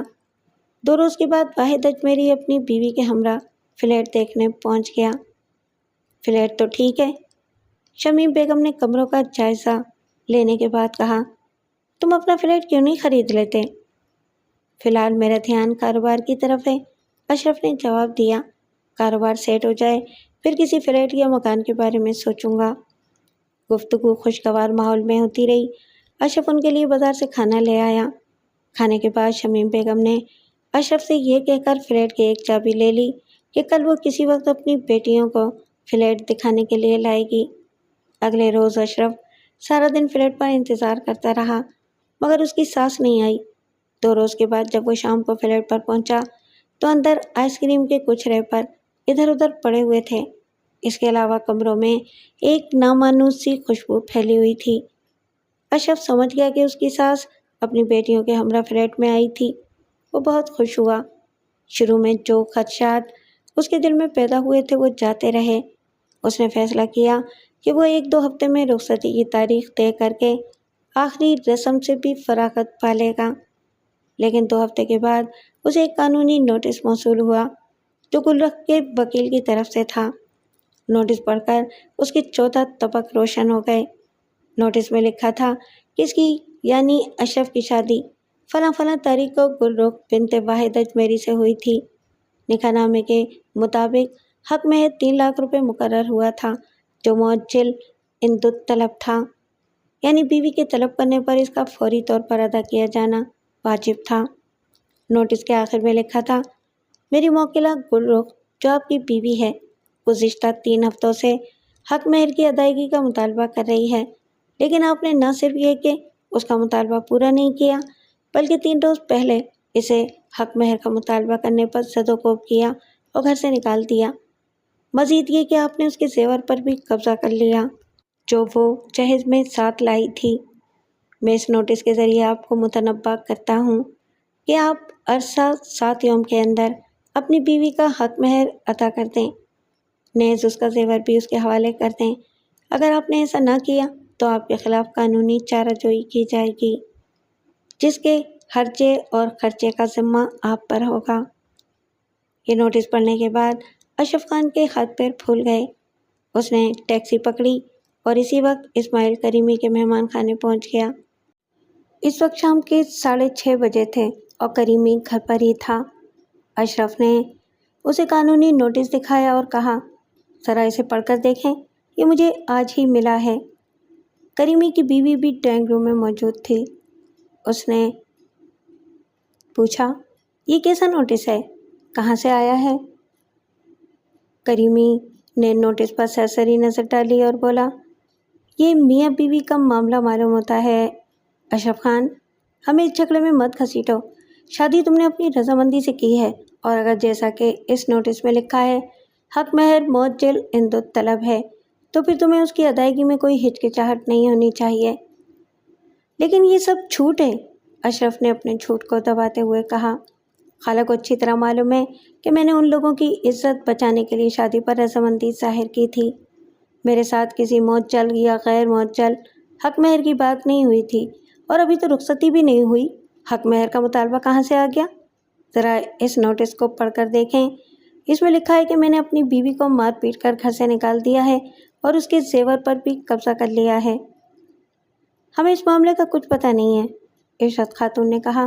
شمیم بیگم بتا رہی تھی کہ اس نے بیٹی کی سادگی سے رخصتی کر دی ہے۔ گلرخ بڑی خوش تھی۔ اس نے مجھے فلیٹ کی چابی بھی دکھائی تھی۔ تم کہتے ہو کہ رخصتی نہیں ہوئی؟ چابی تو میں نے ویسے ہی دے دی تھی۔ آپ میرے ساتھ اجمیری صاحب کے گھر چلیں، پتہ تو چلے کہ ان کا اس حرکت سے مقصد کیا ہے۔ کریمی نے ایک بچے کو بھیج کر واحد اجمیری اور اس کی بیوی کو بلوا لیا۔ اشرف نے دیکھا کہ دونوں کی نظریں بالکل بدلی ہوئی تھیں۔ شمیم بیگم بڑے غصے میں تھی۔ خالہ، یہ نوٹس آپ نے بھجوایا ہے؟ اشرف نے وکیل کا نوٹس شمیم بیگم کے سامنے پھینکا۔ دیکھو میاں، ہمیں آنکھیں دکھانے کی کوشش مت کرو، شمیم بیگم نے غصے سے کہا۔ یہ نوٹس تمہاری بیوی نے بھجوایا ہے، تم جانو اور وہ جانے، لیکن ابھی رخصتی بھی نہیں ہوئی۔ اسی بات کا تو سارا دکھ ہے۔ تم گلرخ کو رخصتی کے بغیر ورغلا لا کر اپنے گھر لے گئے اور ہماری عزت کو خاک میں ملا دیا۔ شمیم بیگم نے رعاسی آواز میں کہا، وہ 3 ہفتوں سے گھر سے غائب تھی، ہمیں مجبوراً یہ مشہور کرنا پڑا کہ ہم نے سادگی سے رخصتی کر دی ہے۔ اب تم دونوں کی آپس میں انبن ہو گئی تو ہمارے پاس آ گئے۔ اشرف حیرت سے منہ کھولے اپنی ساس کو گھور رہا تھا۔ اس کی سمجھ میں نہیں آ رہا تھا کہ وہ عورت اتنا بڑا جھوٹ کیسے بول رہی تھی۔ خالہ، کچھ خدا کا خوف کریں، 15-16 रोज़ पहले आप मेरा फ्लैट देखने आई थीं।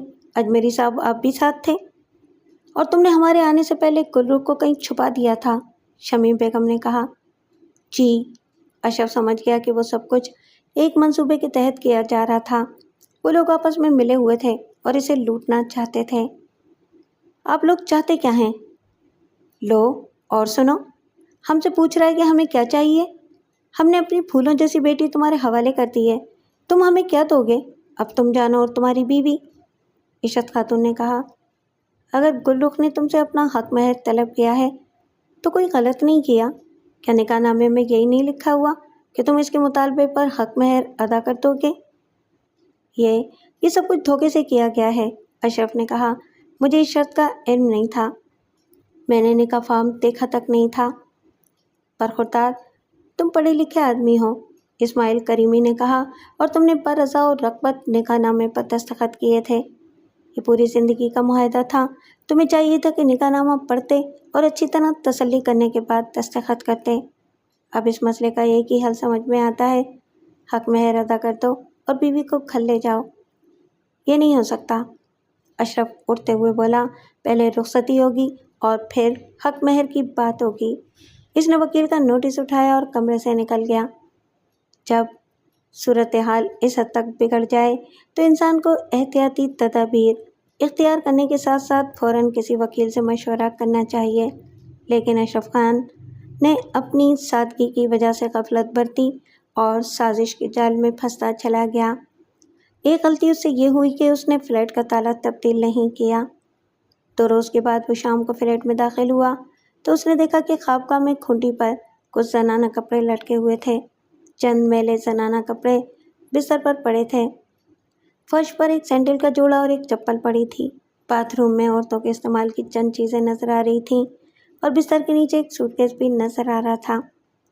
अशरफ ये सब कुछ देखकर उलझन का शिकार हो गया। उसके जी में तरह तरह के वसवसे पैदा होने लगे। एक ख्याल उसके दिल में ये पैदा हुआ कि शायद गुलरुख माँ बाप के पास खुश नहीं थी और घर से भागकर उसके पास आ गई थी। शायद वो इससे पहले भी घर से भागकर कहीं चली गई थी, लेकिन वो थी कहाँ? सामान मौजूद था और वो खुद गायब थी। अचानक दरवाजे पर जोरदार दस्तक की आवाज़ सुनाई दी। अशरफ ने जल्दी से दरवाज़ा खोला। इसके साथ ही 2 पुलिस वाले उसे धकेलते हुए अंदर दाखिल हुए। इनमें से एक सिपाही और दूसरा सब इंस्पेक्टर था। इनके पीछे शमीम बेगम और इस्माइल करीमी थे।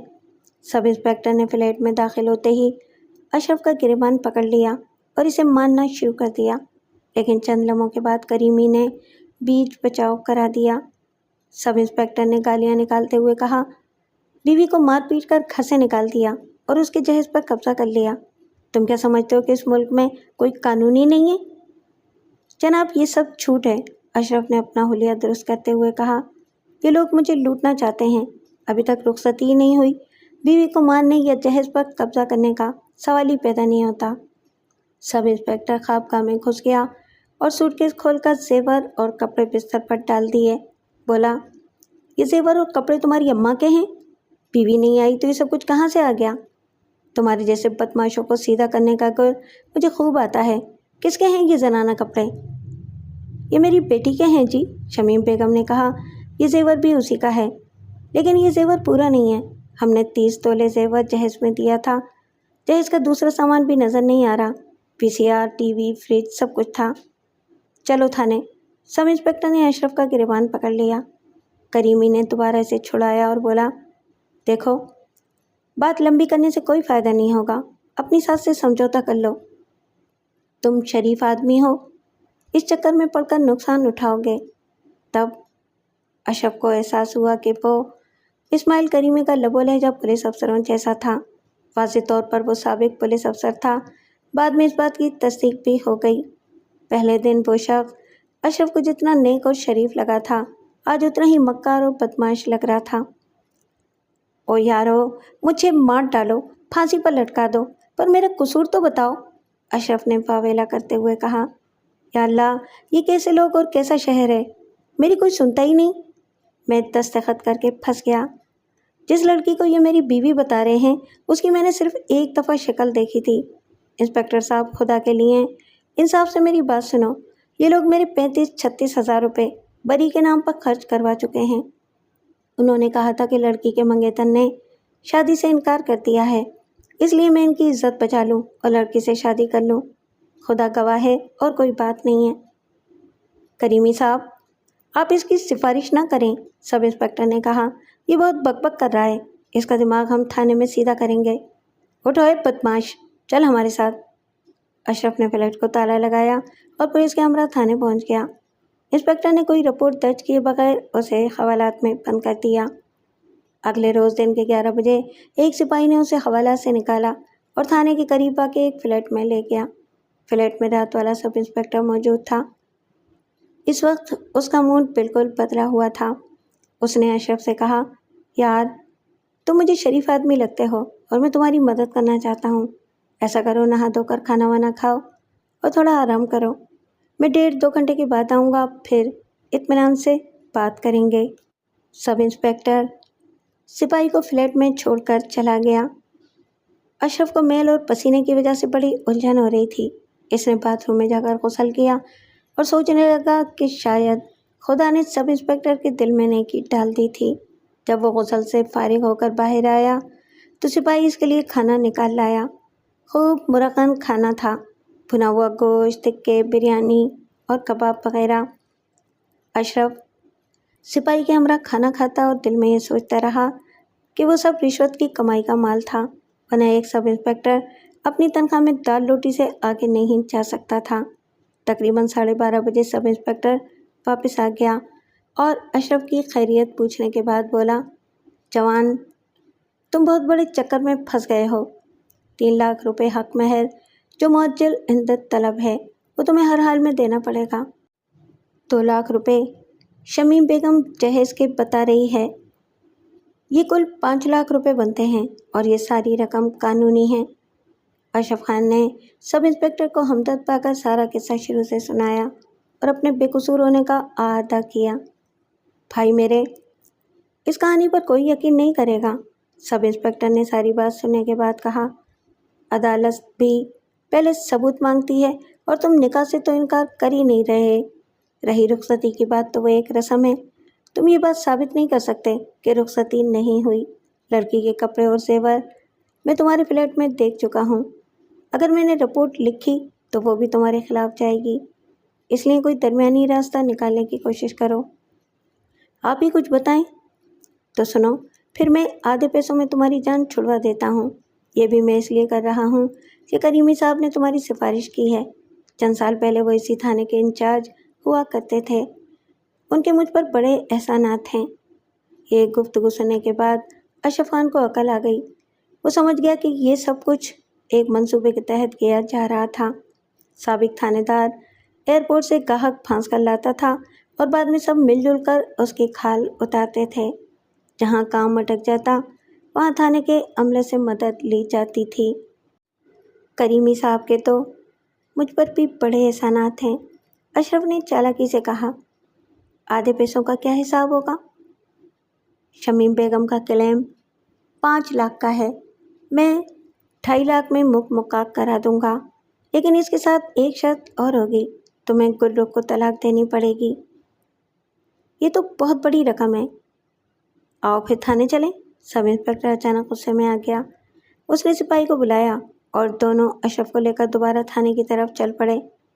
तुम शराफत की ज़बान नहीं समझते? आप मुझे सोचने का मौका तो दें। बच्चू, अब हवालात में बैठकर सोचना। अशरफ सब इंस्पेक्टर के साथ चल रहा था, सिपाही इसके पीछे था। थाने के गेट के पास पहुंचकर अशरफ ने अचानक दौड़ लगा दी और आहिस्ता रफ्तार से जाती हुई एक पिकअप पर चढ़ गया। दोनों पुलिस वाले उसके पीछे भागे। इतने में पिकअप की रफ्तार तेज़ हो गई और ताक़ुब करने वाले पीछे रह गए। कुछ दूर चलने के बाद अशरफ ने देखा कि सब इंस्पेक्टर एक टैक्सी को रुकने का इशारा कर रहा था। इतने में पिकअप ड्राइवर को इसकी मौजूदगी का इल्म हो गया और इसने गाड़ी सड़क के किनारे रोक दी। अशरफ ने नीचे छलांग लगाई और कुछ फासले पर खड़े एक रिक्शे में बैठ गया। कुछ दूर जाने के बाद उसने रिक्शा छोड़ दिया और वैगन में बैठ गया और अब वो मेरे सामने बैठा था। जनाब, यह है कुल किस्सा। उसने बात ख़त्म करते हुए कहा। अब आप मुझे बताएं कि मैं क्या करूं? कराची से भाग जाऊं या कानूनी कार्रवाई के जरिए अपनी जान छुड़ाऊं? मैं आपको भागने का मशवरा नहीं दूंगा, मैंने कहा। अदालत के जरिए बर्रियत हमेशा बेहतर साबित होती है। आप शादीशुदा होने के बावजूद इस चक्कर में कैसे फंस गए? वो खिसियाना सा होकर बोला, बस जी, वो क्या कहते हैं कि इश्क पर जोर नहीं वाला मामला है। आपके बच्चे कितने हैं? 2 बच्चे हैं। वाहिद अजमेरी को आपकी पहली शादी का इल्म है? नहीं, वो मुझे अभी तक कंवारा ही समझ रहे हैं। इस बात को आप छुपा कर ही रखें। अगर ये बात इनको मालूम हो जाती तो आपकी पोजीशन और ज़्यादा ख़राब हो जाती। दूसरी शादी के लिए पहली बीवी और सालसी काउंसिल की इजाज़त ज़रूरी है। जो शख्स बिला इजाज़त दूसरी शादी करता है उसे शिकायत मौसूल होने पर 1 साल तक कैद या जुर्माना जो 5,000 रुपये तक होगा, या दोनों सज़ाएं एक साथ भी हो सकती हैं। क्या सज़ा होने की सूरत में निकाह भी मनसूख हो जाता है? नहीं, निकाह कायम रहता है। और महर मुअज्जल के बारे में क्या कानून है? उसने पूछा। क्या रुखसती से पहले महर तलब किया जा सकता है? हाँ, आइली कानून के तहत महर मुअज्जल रुखसती से कबल तलब किया जा सकता है। फिर तो मारे गए। लेकिन चूंकि सारे मामले में धोखा दही का पहलू नुमायां है, इसलिए बचाव की सूरत निकल सकती है, लेकिन दूसरे पहलू को नज़र में रखना भी ज़रूरी है। इसलिए ये बताएं कि आप इस लड़की गुडरुख को वाकई बीवी बनाने के लिए 3 लाख रुपए खर्च कर सकते हैं? इसने कदरे तामुल के बाद कहा, कर तो सकता हूँ, लेकिन ऐसा ना हो कि 3 लाख रुपए भी हाथ से जाएं और चंद रोज़ के बाद बीवी बीत जाती रहे। ये मामला देखभाल कर ही किया जाएगा, मैंने कहा। ये बात मैंने आपकी कुव्वत खरीद जांचने के लिए पूछी है। असल सौदा फरीक मुखालिफ के ख्यालात जांचने के बाद किया जाएगा। अब ये बताएं कि उन जनाना कपड़ों और जेवरात का क्या बना जो आपके फ्लैट में पड़ा हुआ पाया गया था? मेरा ख्याल है कि वो अभी तक फ्लैट के अंदर ही होगा। पहले इस सामान को गायब करना ज़रूरी है। सब इंस्पेक्टर ने कल शाम जो कार्रवाई की थी वो आपको खौफजदा करने के लिए की थी। अगर उसने किसी रिपोर्ट की बिना पर यह कार्रवाई की होती तो वह गवाहों की मौजूदगी में बरामदशुदा सामान का मुशीनामा तैयार करता और सामान अपने कब्जे में कर लेता या फ्लैट को सर पर मोहर कर देता। लेकिन अब वो ऐसा ज़रूर करेगा, इसलिए आप फ़ौरन जनाना सामान गायब करने का बंदोबस्त करें। उसके चेहरे पर परेशानी नजर आने लगी। बोला, मुझे यकीन है कि वहाँ पुलिस का कोई सिपाही मेरी गिरफ्तारी के लिए मौजूद होगा। अब अगर मैं उनके हाथ आ गया तो वो मुझे बहुत मारेंगे। इस वक्त 1:30 बजने वाला था। मैंने सेक्रेटरी को बुलाकर जमानत कबल गिरफ्तारी की दरख्वास्त तैयार करवाई और इसे साथ लेकर अदालत पहुंच गया। ये इसकी खुशकिस्मती थी कि एसडीएम अदालत में मौजूद था। वो इस रोज़ के आखिरी मुकदमे की कार्रवाई से फारिग हुआ था और उठने की तैयारी कर रहा था। जनाबे वाला, एक छोटी सी दरख्वास्त है, मैंने उसकी मेज़ के करीब जाकर कहा। उसने नज़रें उठाकर मेरी तरफ देखा और बोला, इस वक्त कुछ नहीं हो सकता, आप कल सुबह आएँ। जनाबे अली, ये शरीफ आदमी मारा जाएगा। मैंने अशरफ की तरफ इशारा किया। या तो इसे रात फुटपाथ पर गुजारनी पड़ेगी या खवालात में। क्या जुर्म किया है इसने? जनाबे अली, एक साबिक थानेदार पुलिस वालों के साथ मिलकर इसको ब्लैकमेल करने की कोशिश कर रहा है, मैंने कहा। कल रात पुलिस ने कोई मुकदमा दर्ज किए बगैर इसे हवालात में बंद रखा और सुबह रिहाई के लिए रिश्वत तलब की। इसका नाम अशरफ खान है और ये 3 महीने पहले सऊदी अरब से वापस आया है। थोड़ी देर पहले ये बड़ी मुश्किल से छूट कर आया है। अगर इसने पुलिस का मुतालबा पूरा ना किया तो इसे दोबारा गिरफ्तार कर लेंगे। मामला क्या है? मियाँ बीवी का कुछ झगड़ा है। इसकी सास ने साबिक थानेदार से झगड़े का तस्फिया कराने के लिए कहा, मगर उसने पैसे बनाने के लिए मामला लंबा कर दिया और पुलिस को बीच में डाल दिया। लाइए, दरख्वास्त लाए हैं? मैंने दरख्वास्त ज़मानत उसके सामने रख दी। उसने दस्तखत करने के लिए कलम उठाया और फिर रुक गया और अशरफ की तरफ देखते हुए पूछा, कोई और मामला तो नहीं है?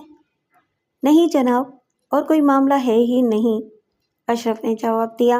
मैं 7-8 साल सऊदी अरब में रहा हूँ, मेरा कभी मामूली सा चालान भी नहीं हुआ।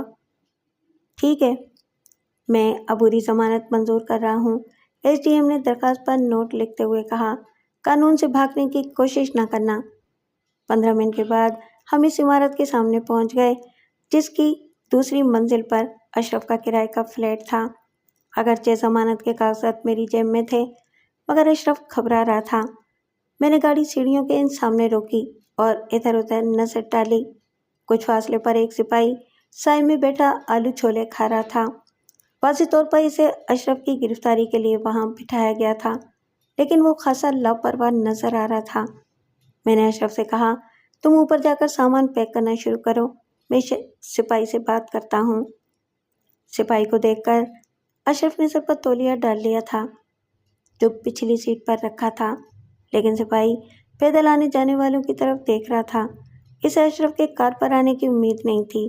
اشرف گاڑی سے باہر نکلا اور جلدی سے سیڑھیوں میں گھس گیا۔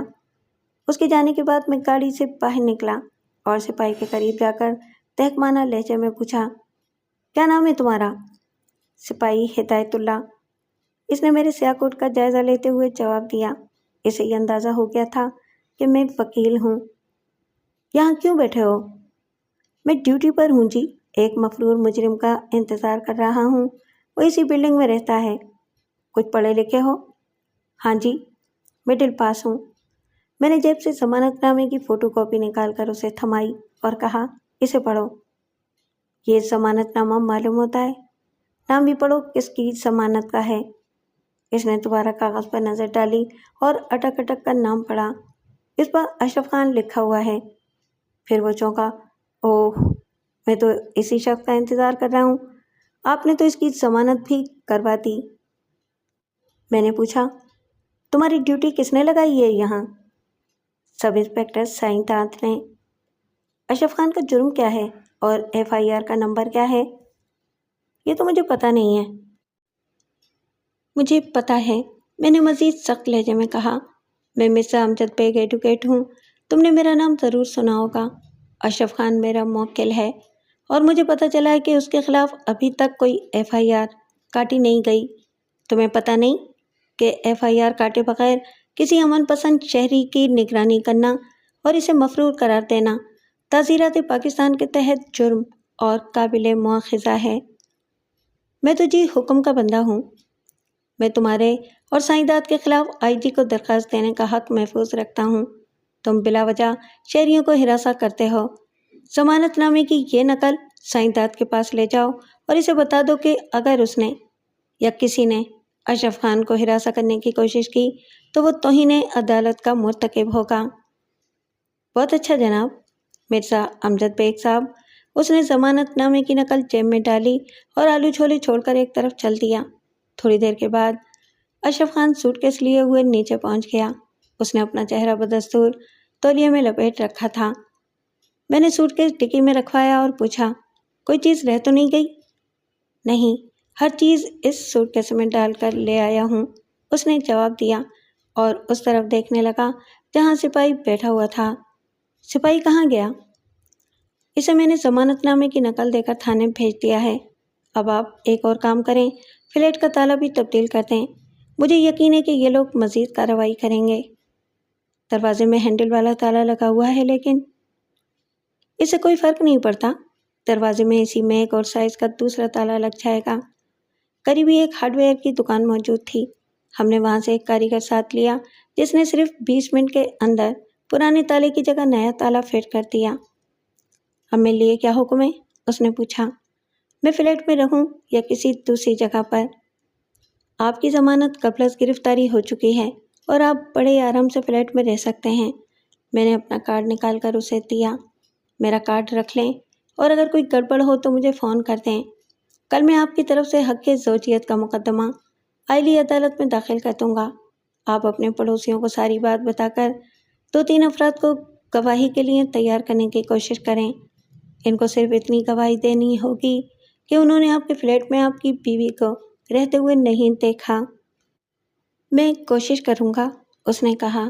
ایسا نہ ہو کہ پولیس مجھے دوبارہ پکڑ کر لے جائے۔ میں نے اسے تسلی دی کہ اب ایسا نہیں ہوگا۔ ہر چند کے تھوڑی سی گڑبڑ کا امکان موجود تھا، تاہم میں یہ بات بتا کر اسے خوفزدہ نہیں کرنا چاہتا تھا۔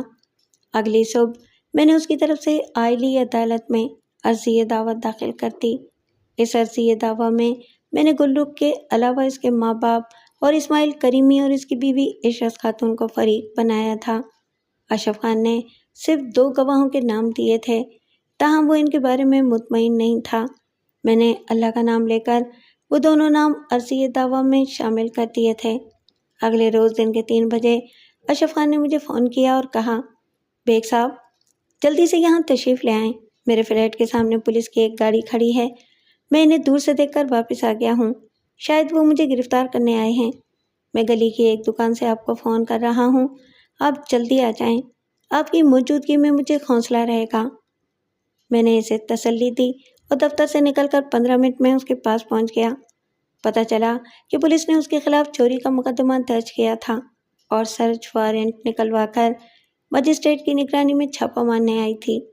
گلرخ کی ماں شمیم بیگم اور اسماعیل کریمی بھی وہاں موجود تھے۔ یہی وہ شخص ہے، شمیم بیگم نے اشرف خان کو دیکھ کر کہا، اسی نے میری بیٹی کا سامان چوری کیا ہے۔ جو انسپکٹر چھاپہ مار پارٹی لے کر آیا تھا وہ میرا شناسہ تھا اور اس کا نام ثناء اللہ تھا۔ بیگ صاحب آپ یہاں کیا کرنے آئے ہیں؟ اس نے ناگواری سے کہا، آپ کا کام تو عدالت میں ہوتا ہے۔ میں نے مجسٹریٹ کی طرف دیکھا، وہ بھی مجھے پہچانتا تھا، بلکہ اس سے میری اچھی سلام دعا تھی۔ میں نے اس سے ہاتھ ملایا اور انسپکٹر کے اعتراض کے جواب میں کہا، انسپکٹر صاحب کام تو سمرو صاحب کا بھی عدالت میں ہوتا ہے، مگر آپ لوگ کسی کو کہاں چین لینے دیتے ہیں؟ انسپکٹر نے اشرف سے اس کا نام پوچھا، پھر اسے سرچ وارنٹ دکھاتے ہوئے بولا، یہ سرچ وارنٹ ہے، ہم تمہاری تلاشی لینے آئے ہیں، چلو فلیٹ کا تالا کھولو۔ ہم سب اوپر پہنچے۔ اشرف نے تالا کھولا اور انسپکٹر تیزی سے اندر داخل ہو کر چیزوں کو الٹ پلٹ کرنے لگا۔ شمیم بیگم اس کے ساتھ ساتھ تھی۔ اس کے چہرے پر سخت حیرانی تھی۔ وہ بار بار بستر کے نیچے و باتھ روم میں دیکھتی تھی۔ انسپکٹر نے برہمی سے اس کی طرف دیکھا اور بولا، بی بی یہاں تو کچھ بھی نظر نہیں آ رہا، تم تو بڑی قسمیں کھا رہی تھیں۔ میں نے خود اپنے ہاتھوں سے، شمیم بیگم نے کہنا شروع کیا، مگر اپنی بات ادھوری چھوڑ دی۔ مجسٹریٹ درمیانی دروازے میں کھڑا تھا۔ میں نے اسے سنانے کے لیے شمیم بیگم سے پوچھا، بیگم اجمیری آپ نے اپنے ہاتھوں سے کیا کیا تھا؟ اس نے سامان کہیں اور پہنچا دیا ہے۔ شمیم بیگم نے اشرف کی طرف اشارہ کیا، اسے پوچھیں کہ سامان کہاں ہے۔ خالہ میں شریف آدمی ہوں، اشرف نے کہا، میں نے کبھی ایک دن کا بھی چوری نہیں کیا۔ تھانے میں چل کر تمہاری ساری شرافت نکل جائے گی، شمیم بیگم نے کہا۔ کبھی دن کا چوری نہیں کیا۔ میں نے کہا، بیگم اجمیری آپ کو مجسٹریٹ صاحب کا احترام کرنا چاہیے، شاید آپ کو پتہ نہیں ہے کہ میرے موکل کی ضمانت قبل از گرفتاری منظور ہو چکی ہے۔ ضمانت سے کیا ہوتا ہے؟ اس نے بڑے تپے ہوئے لہجے میں کہا۔ مجسٹریٹ کا نام غلام نبی سمرو تھا۔ اس نے شمیم بیگم سے کہا، خاتون آپ کی بات عدالتی حکم کا مذاق اڑانے کے برابر ہے۔ آپ کو پتہ ہونا چاہیے کہ جب عدالت کی طرف سے کسی کی ضمانت منظور ہو جاتی ہے تو پھر پولیس اسے گرفتار نہیں کر سکتی۔ آپ نے اس شخص پر جو الزام لگایا تھا وہ ثابت نہیں ہوا۔ میں نے خود یہاں سامان دیکھا تھا، شمیم بیگم نے کہا۔ مجسٹریٹ یہ بات سن کر حیران ہوا، اسے پورے پس منظر کا علم نہیں تھا۔ اس نے پوچھا، یہ کب کی بات ہے؟ صرف 3 روز پہلے کی۔ میں نے موقع دیکھ کر کہا، بیگم اجمیری آپ کس کے ساتھ یہاں آئی تھیں؟ سائیں داد کے ساتھ، اس نے سوچے بغیر جواب دیا۔ آپ کا مطلب ہے کہ سب انسپکٹر سائیں داد کے ساتھ؟ ہاں میں اسی کے ساتھ آئی تھی۔ اگر آپ نے یہاں اپنا سامان دیکھا تھا تو اسے اٹھوایا کیوں نہیں؟ میں نے پوچھا۔ اور دوسری بات یہ ہے کہ سب انسپکٹر سائیں داد نے کس عدالتی اجازت کے تحت یہاں چھاپا مارا تھا؟ اسماعیل کریمی جو ایک طرف کھڑا تھا زور سے کھنکارا اور سخت نظروں سے شمیم بیگم کو کھننے لگا۔ اس کا مقصد بہت واضح تھا، وہ شمیم بیگم کو جواب دینے سے منع کر رہا تھا۔ یہ بات مجسٹریٹ نے بھی محسوس کر لی۔ اس نے مجھ سے پوچھا، بیگ صاحب اصل قصہ کیا ہے؟ یہ میاں بیوی کا قصہ ہے، میں نے جواب دیا۔ اشرف خان اس خاتون کا داماد ہے، اس کی بیٹی گلرخ اشرف کی منکوحہ ہے، بس رخصتی کا معاملہ اٹکا ہوا ہے۔ یہ جھوٹ ہے، شمیم بیگم نے کہا اور کریمی کے اشارے پر دوسرے کمرے میں چلی گئی۔ واضح طور پر اس نے رخصتی والی بات کو جھوٹ قرار دیا تھا۔ ابھی اسے یہ معلوم نہیں تھا کہ اشرف اس کے خلاف مقدمہ دائر کر چکا تھا۔ مجسٹریٹ نے انسپکٹر سے کہا، یہاں سے تو کوئی مال مسروقہ برآمد نہیں ہوا؟ انسپکٹر مایوسی سے سر ہلاتے ہوئے بولا، میں بیگ صاحب کو دیکھتے ہی سمجھ گیا تھا کہ اب کچھ برآمد نہیں ہوگا۔ مجسٹریٹ نے سرچ وارنٹ پر اپنے ریمارکس لکھے اور وہاں سے رخصت ہو گیا۔ معلوم ہوتا ہے کہ اجمیری اور کریمی وغیرہ نے جو کچھ کیا تھا وہ اشرف پر دباؤ ڈالنے کے لیے کیا تھا۔ غالباً وہ فیملی کورٹ میں جانے کا کوئی ارادہ نہیں رکھتے تھے۔ ایک ہفتے کے بعد جب انہیں عدالت کی طرف سے سمن موصول ہوئے تو وہ فوراً اشرف کے پاس پہنچے اور آدھے مہر میں معاملہ رفع دفع کرنے کی خواہش کا اظہار کیا۔ اشرف نے جواب دیا کہ وہ وکیل کے مشورے کے بغیر کوئی فیصلہ نہیں کر سکتا۔ انہوں نے اسے سمجھانے کی بہت کوشش کی مگر وہ راضی نہیں ہوا۔ 2 روز کے بعد یعنی مقدمے کی پہلی پیشی سے 3 روز پہلے واحد اجمیری، اس کی بیوی اور عشرت خاتون اشرف کے ہمراہ میرے پاس آئے اور کہا کہ وہ معاملہ ختم کرنا چاہتے ہیں۔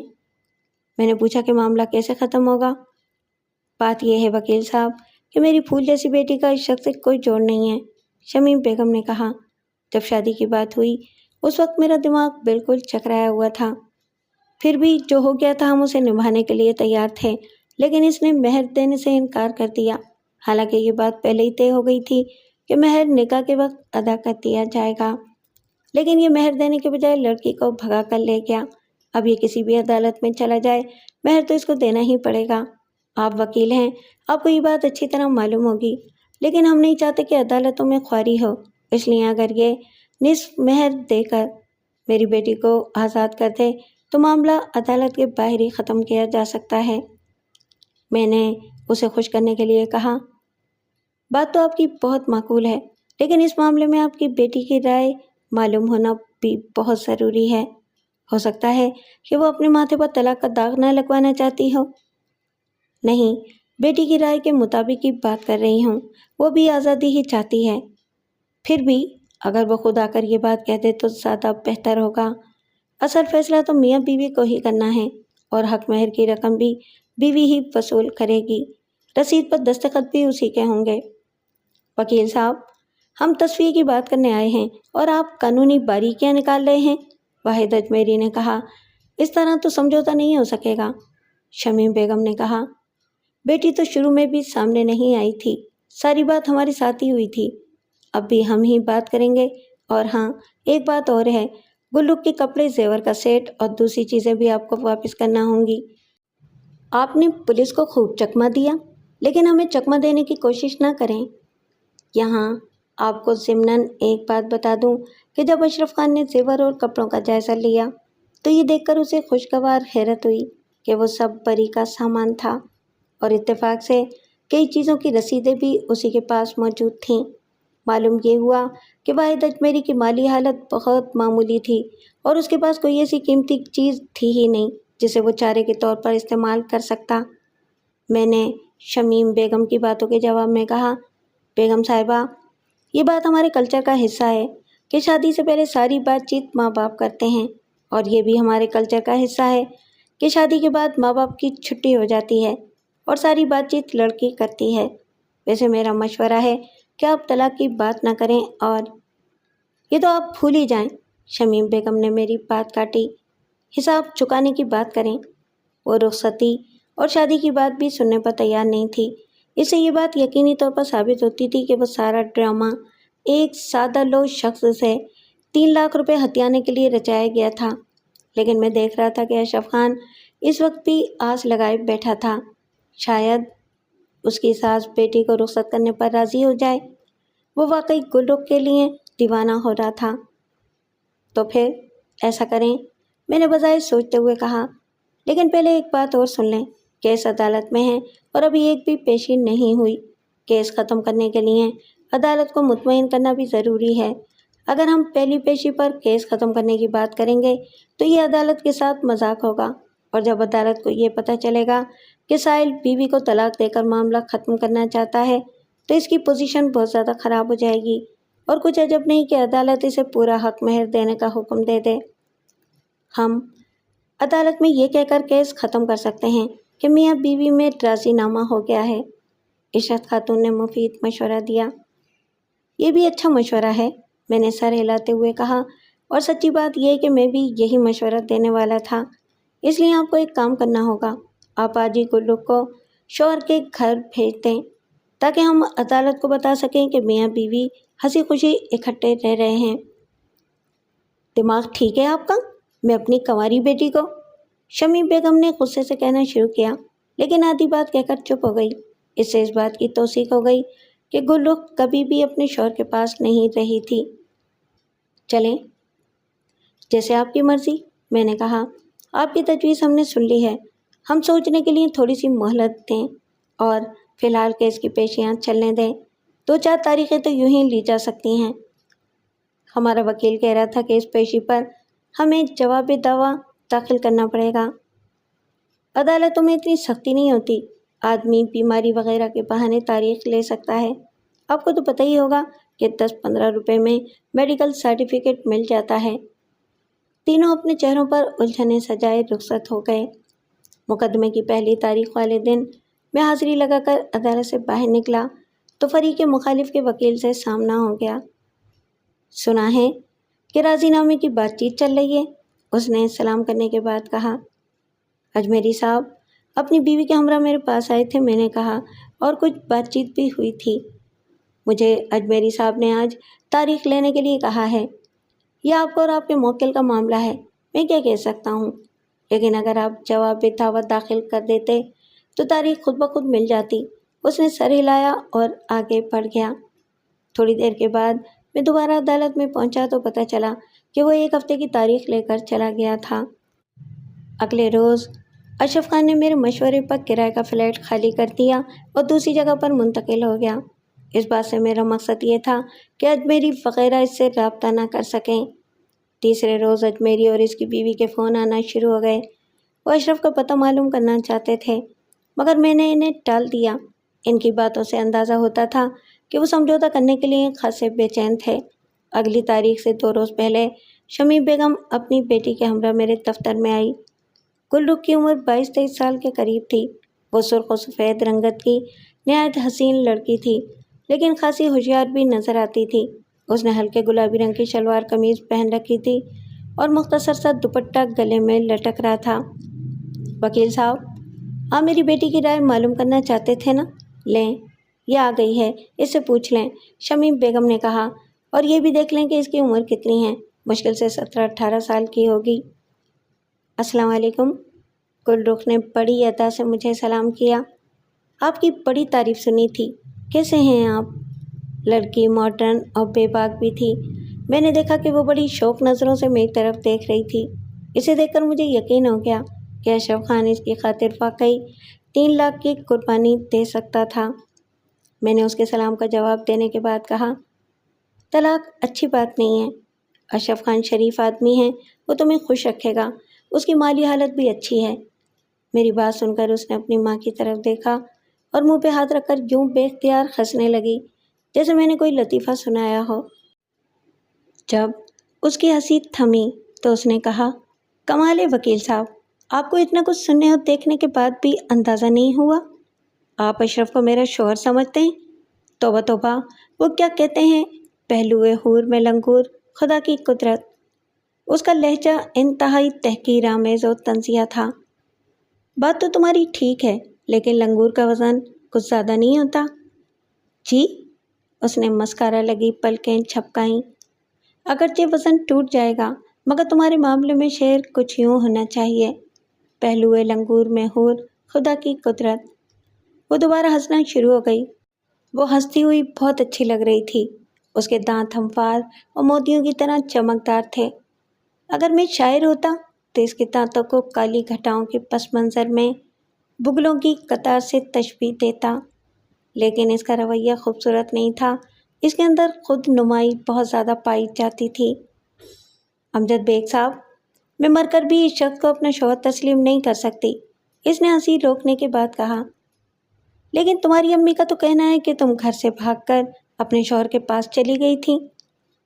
امی تو بس، اس نے کہنا شروع کیا اور پھر بات بدلتے ہوئے بولی، وہ کچھ اور قصہ ہے، کبھی فرصت میں بتاؤں گی، کبھی ہمارے قریب خانے پر تشریف لائیں نا، ہمیں روزگار سے فرصت ملی تو ضرور آؤں گا۔ شمیم بیگم بیٹی کے چٹکلے سن کر خوش ہو رہی تھی۔ بالآخر اس نے کہا، بیگ صاحب، وہ کیا کہتے ہیں، آپ کا موکل تو کہیں غائب ہی ہو گیا ہے، اس کا فلیٹ کئی روز سے بند پڑا ہے۔ اچھا، میں نے حیرانی سے کہا، شاید کراچی سے باہر چلا گیا ہوگا، آپ کو اس لنگور کے منہ لگنے کی کیا ضرورت ہے؟ میری بات سن کر ماں بیٹی خوش ہو گئیں۔ شمیم بیگم نے کہا، میں تو چاہتی تھی کہ اس کی آسانی سے جان چھوٹ جائے، مگر وہ اس قابل نہیں لگتا۔ پھر اس نے بڑی اپنائیت سے کہا، آپ کیوں نہیں ہمارے ساتھ سمجھوتا کر لیتے؟ 1.5 لاکھ میں سے کچھ رقم آپ کے نام لگا دیں گے۔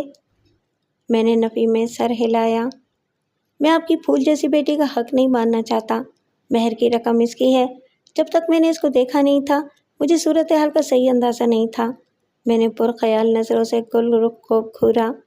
ذاتی طور پر میری یہ خواہش ہے کہ اسے پورا حق ملے۔ امی، دیکھا آپ نے، امجد بیگ صاحب کتنے اچھے ہیں، گل رخ نے کہا، آپ ایسی پریشان ہو رہی تھیں۔ شمیم بیگم مطمئن نظر آنے لگی۔ اس نے جواب دعویٰ کے متعلق کچھ سوالات کیے اور دوبارہ ملنے کا وعدہ کر کے رخصت ہو گئی۔ اگلی پیشی پر اس کے وکیل نے جواب دعویٰ داخل کر دیا، جس کی موٹی موٹی باتیں یہ تھیں۔ گل رخ اشرف خان کی منکوحہ تھی، حق میں 3 لاکھ روپے دے پایا تھا اور اشرف خان نے وعدہ کیا تھا کہ وہ نکاح کے موقع پر پورا حق مہر ادا کر دے گا، لیکن اس نے اپنا وعدہ پورا نہیں کیا اور ٹال مٹول کرتا رہا۔ نکاح کے بعد اس نے سسرال آنا جانا شروع کر دیا اور گل رخ کو رخصتی کے بغیر اپنے گھر لے جانے کے لیے برگلانا شروع کر دیا، یہاں تک کہ وہ اپنے مقصد میں کامیاب ہو گیا۔ گل رخ 2 ہفتے اس کے فلیٹ میں رہی۔ اس دوران میں اشرف کا سلوک اس کے ساتھ بہت برا رہا۔ وہ اسے حق مہر معاف کرنے پر مجبور کرتا رہا۔ جب اس میں کامیابی نہیں ہوئی تو اس نے گل رخ سے جہیز کا سامان اور زیور چھین کر اسے گھر سے نکال دیا۔ مدعی کا حق زوجیت کا دعویٰ جھوٹا اور بدنیتی پر مبنی ہے۔ دراصل وہ مدعا علیہ کا حق کے مہر ادا نہیں کرنا چاہتا۔ چوتھی پیشی پر مدعا علیہ کے وکیل نے اشرف کو جرح کے لیے طلب کیا اور اس کے پیشے وغیرہ کے بارے میں چند سوالات کرنے کے بعد پوچھا، مسٹر اشرف، آپ واحد اجمیری صاحب کو کب سے جانتے ہیں؟ تقریباً 5-6 مہینے سے۔ آپ کو پتہ ہے کہ اجمیری صاحب کی بیٹی کی عمر آپ سے نصف ہے؟ جناب عالی، مجھے اعتراض ہے۔ میں نے کہا، اجمیری صاحب کی 4 بیٹیاں ہیں۔ فاضل وکیل کس بیٹی کا ذکر کر رہے ہیں؟ میں گل رخ کا ذکر کر رہا ہوں۔ گل رخ میرے موکل کی بیوی ہے۔ آپ اپنے سوال میں لفظ بیوی استعمال کریں تاکہ سمجھنے میں آسانی ہو۔ ویسے بھی شادی کے بعد عورت شوہر کے نام سے پہچانی جاتی ہے۔ جج نے اعتراض صحیح قرار دیتے ہوئے مدعا علیہ کے وکیل سے کہا کہ وہ دوبارہ سوال کرے۔ مسٹر اشرف، کیا آپ کو پتہ ہے کہ آپ کی بیوی کی عمر آپ سے نصف ہے؟ میں نے دوبارہ اعتراض کرتے ہوئے کہا، جناب عالی، یہ سوال ہی غلط ہے۔ اشرف خان کی عمر 33 سال اور گل رخ کی عمر 23 سال سے کچھ زیادہ ہے۔ اس اعتبار سے نصف کا کوئی حساب نہیں بنتا۔ وکیل مخالف نے سوال تبدیل کرتے ہوئے کہا، مسٹر اشرف، آپ کی اور آپ کی بیوی کی عمر میں بہت فرق ہے۔ کیا آپ اس عدالت کو بتائیں گے کہ شادی کن شرائط پر ہوئی تھی؟ شرعی شرائط پر، اشرف نے جواب دیا۔ کیا یہ سچ ہے کہ آپ نے لڑکی کے والدین کو 3 لاکھ روپے کا لالچ دے کر انہیں شادی پر آمادہ کیا تھا؟ یہ جھوٹ ہے، اشرف نے جواب دیا۔ سچ یہ ہے کہ حق مہر کے سلسلے میں میرے ساتھ دھوکہ کیا گیا۔ عین نکاح کے موقع پر 3 لاکھ روپے مہر کا اعلان کیا گیا۔ میں اپنی اور سسرال کی عزت کے خیال سے چپ رہا۔ بعد میں مجھے پتہ چلا کہ سارا چکر معجل اندک طلب کا ہے۔ مختصر جواب دیں۔ جج نے اشرف کو ٹوکا، یہ تفصیل آپ کا وکیل دلائل میں شامل کر سکتا ہے۔ وکیل مخالف نے جرح جاری رکھتے ہوئے پوچھا، کیا یہ سچ ہے کہ آپ نے اپنی بیوی کو حق مہر معاف کرنے پر مجبور کیا اور جب وہ نہیں مانی تو اسے مار کر گھر سے نکال دیا؟ یہ جھوٹ ہے، میری بیوی کبھی میرے پاس نہیں رہی۔ میں نے شادی سے پہلے صرف 1 دفعہ اس کی شکل دیکھی تھی، اس کے بعد وہ مجھے نظر نہیں آئی۔ وکیل مخالف نے چند سوالات کے بعد جرح ختم کر دی۔ اشرف خان 2 گواہوں کو ساتھ لے کر آیا تھا۔ ان میں سے ایک فلیٹ کا مالک اور دوسرا اس کا پڑوسی تھا۔ انہوں نے اپنی مختصر گواہی میں کہا کہ اشرف خان اپنے فلیٹ میں اکیلا رہتا تھا اور گواہوں نے کسی عورت کو اس کے ساتھ رہتے ہوئے نہیں دیکھا۔ وکیل مخالف نے ان پر تھوڑی سی جرح کی، مگر کوئی بات اپنے موقف کی حمایت میں اگلوا نہ سکا۔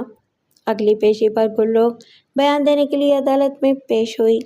اس نے خوبصورت کپڑے پہنے ہوئے تھے، البتہ دوپٹہ سیاہ رنگ کا تھا جسے اس نے بڑے اہتمام سے سر پر اوڑھ رکھا تھا۔ اس کے چہرے پر اداسی نظر آ رہی تھی، یا شاید وہ اداس نظر آنے کی اداکاری کر رہی تھی۔ اس نے کہا کہ اس کا بیان وہی ہے جو وہ جواب دعویٰ کے طور پر عدالت میں داخل کر چکی ہے۔ میں نے جج کی اجازت سے جرح کا آغاز کرتے ہوئے پوچھا، کیا میں تمہیں مسز اشرف کہوں یا نام سے مخاطب کروں؟ نام سے مخاطب کریں۔ مسز گل رخ، کیا تمہیں اپنے شوہر کے نام سے منسوب ہونا پسند نہیں ہے؟ اس نے منہ بنا کر جواب دیا، جی نہیں۔ نکاح نامے کے مطابق اشرف سے تمہارا نکاح 29 مارچ کو ہوا تھا۔ رخصتی کس تاریخ کو ہوئی تھی؟ مجھے تاریخ یاد نہیں رہی۔ یہ تو یاد ہوگا کہ نکاح کے کتنے دن کے بعد رخصتی ہوئی تھی؟ وہ بات یہ ہے جی کہ باقاعدہ رخصتی نہیں ہوئی تھی، میں ایسے ہی چلی گئی تھی۔ اصل چیز تو نکاح ہوتا ہے نا؟ ہاں، اصل چیز نکاح ہی ہوتا ہے، میں نے کہا، لیکن تم نے میرے سوال کا جواب نہیں دیا۔ تم نکاح کے کتنے روز بعد اپنے شوہر کے گھر چلی گئی تھیں؟ اس نے کچھ دیر سوچنے کے بعد کہا، تقریباً 3 ہفتے بعد۔ 3 ہفتوں میں 21 دن ہوتے ہیں، اس اعتبار سے رخصتی کی تاریخ 19 اپریل بنتی ہے، لیکن چونکہ تم نے لفظ تقریباً استعمال کیا ہے، اس لیے 1-2 دن کی کمی بیشی کی گنجائش رکھی جا سکتی ہے۔ میں نے غلط تو نہیں کہا؟ اس نے ہولے سے کہا، بال کی کھال اتارنے کی کیا ضرورت ہے؟ مسز گل رخ، میرے کہنے کا مقصد یہ ہے کہ اس اندازے میں 1 ہفتے کی گنجائش تو نہیں ہو سکتی نا، یعنی 1 ہفتہ کم یا 1 ہفتہ زیادہ نہیں ہو سکتا۔ کیا تم میری بات سے متفق ہو؟ اس نے بھویں سکیڑی اور انگلیوں پر کچھ حساب لگانے کے بعد بولی، اب مجھے صحیح یاد آ گیا ہے، میں 30 اپریل یا 1 مئی کو شوہر کے گھر گئی تھی۔ عدالت میں واحد اجمیری، اس کی بیوی اور عشرت خاتون بھی موجود تھی، مگر اسماعیل کریمی نہیں آیا تھا، شاید اس کی اس معاملے سے دلچسپی ختم ہو گئی تھی۔ مسز گل رخ، تمہارا رسمی رخصتی کے بغیر شوہر کے گھر چلے جانا ظاہر کرتا ہے کہ تمہیں اپنے شوہر سے بہت لگاؤ تھا، اور تم نے اس ضمن میں نہ ماں باپ کی ناراضگی کی پرواہ کی اور نہ لوگوں کی باتوں کی۔ میں نے غلط تو نہیں کہا؟ یہ بات پرانی ہو چکی ہے، اب مجھے اشرف سے کوئی لگاؤ نہیں ہے۔ یعنی پہلے لگاؤ تھا، اب نہیں ہے؟ میں نے بات آگے بڑھاتے ہوئے کہا، اس کا مطلب یہ ہے کہ یہ شادی تمہاری رضامندی سے ہوئی تھی، میں نے غلط تو نہیں کہا؟ بالکل بجا فرمایا ہے۔ وہ ذرا سے الجھن محسوس کرنے لگی تھی۔ مسز گل رخ، کیا یہ سچ ہے کہ تمہارا اپنے شوہر سے بنیادی اختلاف حق مہر کے معاملے پر ہے؟ جی ہاں، یہی بات ہے۔ تم اپنے شوہر کے پاس کتنے ہفتے رہی تھیں؟ تقریباً 3 ہفتے، یعنی 1 مئی سے تقریباً 21 مئی تک۔ میں نے کہا، کیا تم اس مکان کا ایڈریس بتا سکتی ہو جس میں تم نے اپنے شوہر کے ساتھ 3 ہفتے گزارے تھے؟ اس نے گلشن والے فلیٹ کا ایڈریس بتایا۔ کیا تم اس فلیٹ بلڈنگ میں رہنے والی کسی ایسی پڑوسن کا نام بتا سکتی ہو جس سے تمہارا ملنا جلنا رہا تھا؟ اس نے قدرے تأمل کرتے ہوئے کہا، وہ بات یہ ہے کہ شادی کے بعد 2-3 ہفتے تو سیر و تفریح میں گزر جاتے ہیں، مجھے پڑوسیوں سے ملنے کا موقع نہیں ملا۔ مسز گل رخ، تمہارے بیان کے مطابق بنیادی جھگڑا حق مہر کا ہے۔ میں اس معاملے میں تمہاری تائید کرتا ہوں کہ تمہیں حق مہر ملنا چاہیے، یہ تمہارا شرعی اور قانونی حق ہے۔ اس ضمن میں نے اپنے موکل کو بھی سمجھایا ہے، اگر میرا موکل حق مہر ادا کر دے تو کیا تم اس کے گھر جانے پر تیار ہو؟ جی؟ کیا کہا؟ یہ کیسے ہو سکتا ہے؟ وہ میری پیشکش سن کر پریشان ہو گئی۔ آپ انہونی بات کر رہے ہیں، جج نے کہا۔ بی بی، شاید تم بیگ صاحب کی بات نہیں سمجھیں، وہ تمہیں حق مہر دلانے کی بات کر رہے ہیں۔ اگر تمہارے ذہن میں کوئی اور خدشات ہیں تو وہ بھی بیان کر دو، عدالت تمہیں ہر قسم کا تحفظ فراہم کرے گی۔ لیکن سر، میں ایسا نہیں کر سکتی، میں اس شخص سے نفرت کرتی ہوں۔ جج نے گل رخ کے وکیل سے کہا، یہ تو ایک نیا ایشو ہے، میرا خیال ہے کہ آپ نے جوابِ دعویٰ میں نفرت کا کہیں ذکر نہیں کیا، معاملہ کیا ہے؟ جناب عالی، میری موکلہ کی طبیعت ٹھیک نہیں معلوم ہوتی، میں عدالت سے درخواست کروں گا کہ سماعت کچھ دیر کے لیے ملتوی کر دی جائے۔ جج نے اس کی درخواست کو نظر انداز کر دیا اور گلو سے کہا، بی بی، آئلی عدالتوں کی پہلی ترجیح یہ ہوتی ہے کہ میاں بیوی میں صلح ہو جائے، چونکہ بیگ صاحب اپنے موکل کی طرف سے تمہاری بنیادی شکایت کا ازالہ کرنے کا یقین دلا رہے ہیں، اس لیے تمہیں صلح کا راستہ اختیار کرنے میں کوئی تعامل نہیں ہونا چاہیے۔ شمیم بیگم نے اٹھ کر کہا، وکیل صاحب فریب دینے کی کوشش کر رہے ہیں، ان کا موکل پیسے ویسے نہیں دے گا۔ آپ بیٹھ جائیں، جج نے سخت لہجے میں کہا، یہ پنچایت نہیں عدالت ہے اور عدالت اپنے فیصلوں پر عمل درآمد کرانا خوب جانتی ہے۔ جج دوبارہ گلو کی طرح متوجہ ہوا، بی بی، تم اپنا فیصلہ سناؤ۔ سر، مجھے سوچنے کے لیے کچھ وقت چاہیے، میں نے عدالت سے کہا۔ جناب عالی، میں گلو کے بیان کا کچھ تجزیہ پیش کرنا چاہتا ہوں، اس دوران میں یہ ادھر کرسی پر بیٹھ کر میرے موکل کی پیشکش پر غور کر سکتی ہے۔ جج نے گلو کو کرسی پر بیٹھنے کی اجازت دے دی۔ وہ کٹہرے سے نکل کر اپنی ماں کے پاس جا بیٹھی۔ جناب عالی، گلرخ نے عدالت میں جو بیان دیا ہے وہ جھوٹ کا پلندہ ہے، میں نے کہا۔ میرا موکل نے کہا کہ ٹھیک 7 روز بعد یعنی 5 اپریل کو ڈیرہ غازی خان چلا گیا تھا، جہاں وہ تقریباً 1 مہینے رہا اور 8 مئی کو دوبارہ کراچی واپس آیا۔ چونکہ یہ سیٹ بک کروا کر گیا تھا، اس لیے میں اگلی پیشی پر ریلوے کا سرٹیفکیٹ پیش کر دوں گا۔ یہ سرٹیفکیٹ جانے کا بھی ہوگا اور آنے کا بھی۔ لہٰذا گلرخ کا یہ بیان باطل ٹھہرا کہ وہ 30 اپریل یا 1 مئی کو شوہر کے گھر چلی گئی تھی۔ اس کا جھوٹ کئی اور باتوں سے بھی ثابت ہوگا۔ جس فلیٹ میں اس نے 1 مئی سے رہنے کا دعویٰ کیا ہے، وہ فلیٹ میرے موکل نے 12 مئی کو کرائے پر لیا تھا۔ میرے پاس لیز ایگریمنٹ کی فوٹو کاپی موجود ہے۔ میں نے اپنی فائل سے مذکورہ کاپی نکال کر جج کے سامنے رکھی۔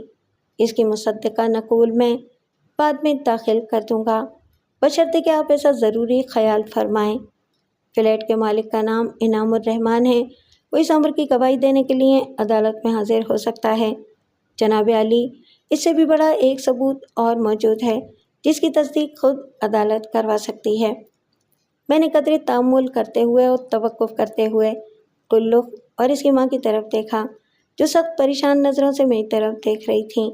اگرچہ اخلاقاً مناسب نہیں کہ کسی کنواری لڑکی سے ایسا ثبوت طلب کیا جائے، لیکن جب ایک بے گناہ شخص کی عزت اور 3 لاکھ روپے داؤ پر لگے ہوئے ہوں تو پھر ایسا کرنا ہی پڑتا ہے۔ گلرخ کا دعویٰ ہے کہ وہ 3 ہفتے اپنے شوہر کے پاس رہی ہے، لیکن شوہر کا دعویٰ ہے کہ گلرخ 1 گھنٹہ بھی اس کے پاس نہیں رہی، بلکہ سچی بات یہ ہے کہ آج وہ دوسری دفعہ اس خاتون کو دیکھ رہا ہے۔ پہلی دفعہ اس نے شادی سے پہلے اس لڑکی کو اس وقت دیکھا تھا جب وہ انہی کی دعوت پر ان کے گھر گیا تھا۔ اس وقت شادی کی کوئی بات نہیں ہوئی تھی۔ دونوں کے دعووں کو چیک کرنے کے لیے میں عدالت سے درخواست کروں گا کہ گلرخ کا طبی معائنہ کروانے کا حکم جاری کیا جائے تاکہ یہ تعین ہو سکے کہ یہ شادی شدہ عورت ہے یا کنواری لڑکی ہے۔ نہیں، گلرخ نے بے اختیار کہا اور فوراً ہی اپنے منہ پر ہاتھ رکھ لیا۔ اس کی اس بے اختیار حرکت نے گویا میری بات کا آدھا ثبوت پیش کر دیا۔ جج نے اصیلی نظروں سے ماں بیٹی کی طرف دیکھا۔ میں نے بات جاری رکھتے ہوئے کہا، جناب عالی، جیسا کہ عرضی دعویٰ میں تفصیلاً یہ بات بیان کی گئی ہے کہ یہ سارا ڈرامہ ایک سادہ لو مسافر کو لوٹنے کے لیے رچایا گیا تھا۔ میں اپنے موکل کی طرف سے دوبارہ یہ پیشکش کرتا ہوں کہ وہ 3 لاکھ روپے حق مہر دینے کے لیے تیار ہے، لیکن چونکہ ان لوگوں کی نیت ٹھیک نہیں ہے اور یہ صرف رقم ہتھیانا چاہتے ہیں، اس لیے رقم کے سلسلے میں میری ایک شرط ہے۔ میرا موکل یہ رقم عدالت میں جمع کروائے گا اور گلرخ کم از کم 6 مہینے بیوی بن کر اس کے پاس رہے گی۔ 6 مہینے کے بعد اسے رقم نکلوانے کا پورا اختیار ہوگا۔ جج نے حاضرین کی طرف دیکھتے ہوئے پوچھا، لڑکی کا باپ عدالت میں موجود ہے؟ میں نے واحد اجمیری کی طرف اشارہ کر کے بتایا، یہ سامنے بیٹھا ہے۔ جج نے اسے کھڑا ہونے کا حکم دیا اور پوچھا، تم اپنے داماد کی پیشکش کے بارے میں کیا کہتے ہو؟ اس نے سر جھکا لیا اور دھیمی آواز میں بولا، جناب، یہ سارا چکر میری بیوی کا چلایا ہوا ہے، اسی نے شریف آدمی سے شادی کی بات کی تھی۔ جج نے شمیم بیگم اور اس کی بیٹی کو کٹہرے میں طلب کیا اور ڈانٹ کر کہا، سنا تم نے؟ تمہارے شوہر نے اس شخص کو شریف آدمی کہا ہے۔ تم اپنی جوان بیٹی کو لوگوں کو لوٹنے کے لیے استعمال کرتی ہو۔ اب تک کتنے لوگوں کو لوٹ چکی ہو؟ ماں بیٹی کے پسینے چھوٹ گئے۔ شمیم بیگم نے ہاتھ جوڑتے ہوئے کہا، حضور، ہم سے غلطی ہو گئی، ہمیں معاف کر دیں۔ میں نے کہا، جناب عالی، میرا موکل نکاح کے موقع پر 30,000 روپے سے زائد رقم کے کپڑے اور زیورات ان لوگوں کو دے چکا ہے۔ جج نے پوچھا، نکاح نامہ کہاں ہے؟ جناب عالی، نکاح نامے کی مصدقہ نقل عدالت کے ریکارڈ میں موجود ہے۔ جج نے فائل کے صفحات پلٹے اور نکاح نامے کی نقل گلرخ کے سامنے کرتے ہوئے کہا، کیا یہ تمہارے دستخط ہیں؟ جج، جی ہاں، گلرخ نے کپ کپاتی آواز میں کہا۔ جج نے اشرف خان سے پوچھا، تمہارے پاس رہنے کے لیے جگہ موجود ہے؟ یس سر، 3 کمرے کا فلیٹ موجود ہے، اشرف نے جواب دیا۔ تمہاری درخواست منظور کی جاتی ہے، جج نے کہا۔ یہ تمہاری بیوی ہے، اسے اپنے ساتھ لے جاؤ۔ گلرخ پر سکتہ طاری ہو گیا۔ اس کی ماں جج کی منتیں کرنے لگی۔ دیکھو لڑکی، جج نے مزید کہا، اگر تم نے عدالت کے حکم کی خلاف ورزی کی تو میں تمہیں دھوکہ دہی کے الزام میں جیل بھجوا دوں گا۔ اور سنو، تم 1 سال تک حق کے مہر کا مطالبہ نہیں کر سکتی۔ عدالت کی کارروائی 1 ہفتے کے لیے ملتوی کی جاتی ہے۔ جی، شمیم بیگم نے کہا، مقدمہ ختم نہیں ہوا؟ ابھی مقدمہ ختم نہیں ہوا، جج نے کہا۔ جو لوگ اس دھوکہ دہی میں ملوث پائے گئے ان کے خلاف تعزیری کارروائی کی جائے گی۔ ہم عدالت سے باہر نکلے تو گلرخ اور اس کی ماں نے اشرف خان کو گھیر لیا اور اس کی منتیں کرنے لگیں۔ بیگم اجمیری، یہ معاملہ اب اشرف کے بس کا نہیں رہا۔ میں نے کہا، یہ بھی عدالت کے حکم کا پابند ہے۔ بیگ صاحب، آپ نے ہمیں مروا دیا ہے، خدا کے لیے کوئی ترکیب نکالیں ورنہ میری بیٹی کی زندگی تباہ ہو جائے گی۔ ہم تاوان دینے کے لیے تیار ہیں۔ زندگی تباہ نہیں ہوگی، یہ شریف آدمی ہے، تمہاری بیٹی کو خوش رکھے گا۔ خالہ، میں واقعی شریف آدمی ہوں، اشرف نے نرمی سے کہا۔ میں پچھلی باتیں بھول جاؤں گا، 3 لاکھ روپے بھی دے دوں گا۔ میرا کاروبار چل نکلا تو اور بھی دوں گا۔ طلاق کا ڈرامہ نہ کرو، لڑکی غلط راستے پر چل پڑے گی، پھر یہ نہ تمہارا بھلا کر سکے گی اور نہ اپنا۔ میں نے پاکستان سے باہر بہت دولت کمائی ہے، لیکن یقین کرو، دولت سے کچھ نہیں ہوتا، اس سے انسان کو خوشی نہیں ملتی۔ واحد اجمیری نے غصے سے کہا، کھڑی منہ کیا تک رہی ہے؟ اس شریف آدمی کو اپنا داماد تسلیم کر لے ورنہ ہم سب اندر ہو جائیں گے۔ شمیم بیگم نے گہرا سانس لیا اور ایک طویل توقف کے بعد بولی، بیٹے ہمیں 3 دن کی مہلت دے دو، 3 دن کے بعد بارات لے کر آ جانا۔ اشرف خان کا چہرہ 1000 واٹ کے بلب کی طرح روشن ہو گیا۔ گلرخ پھٹی پھٹی نظروں سے اپنی ماں کی طرف دیکھنے لگی۔ میں نے ہولے سے کہا، ساکھ کی چونچ میں انگور، خدا کی قدرت۔ بیگ صاحب، آپ نے کچھ کہا؟ اشرف میری طرف مڑا۔ یوں ہی ایک پرانا شعر یاد آ گیا تھا۔ میں نے کہا، میں شادی کے دعوت نامے کا انتظار کروں گا۔ بیگ صاحب، آپ ہماری شادی میں چیف گیسٹ ہوں گے، اشرف نے کہا اور شوق نظروں سے اپنی بیوی کی طرف دیکھنے لگا۔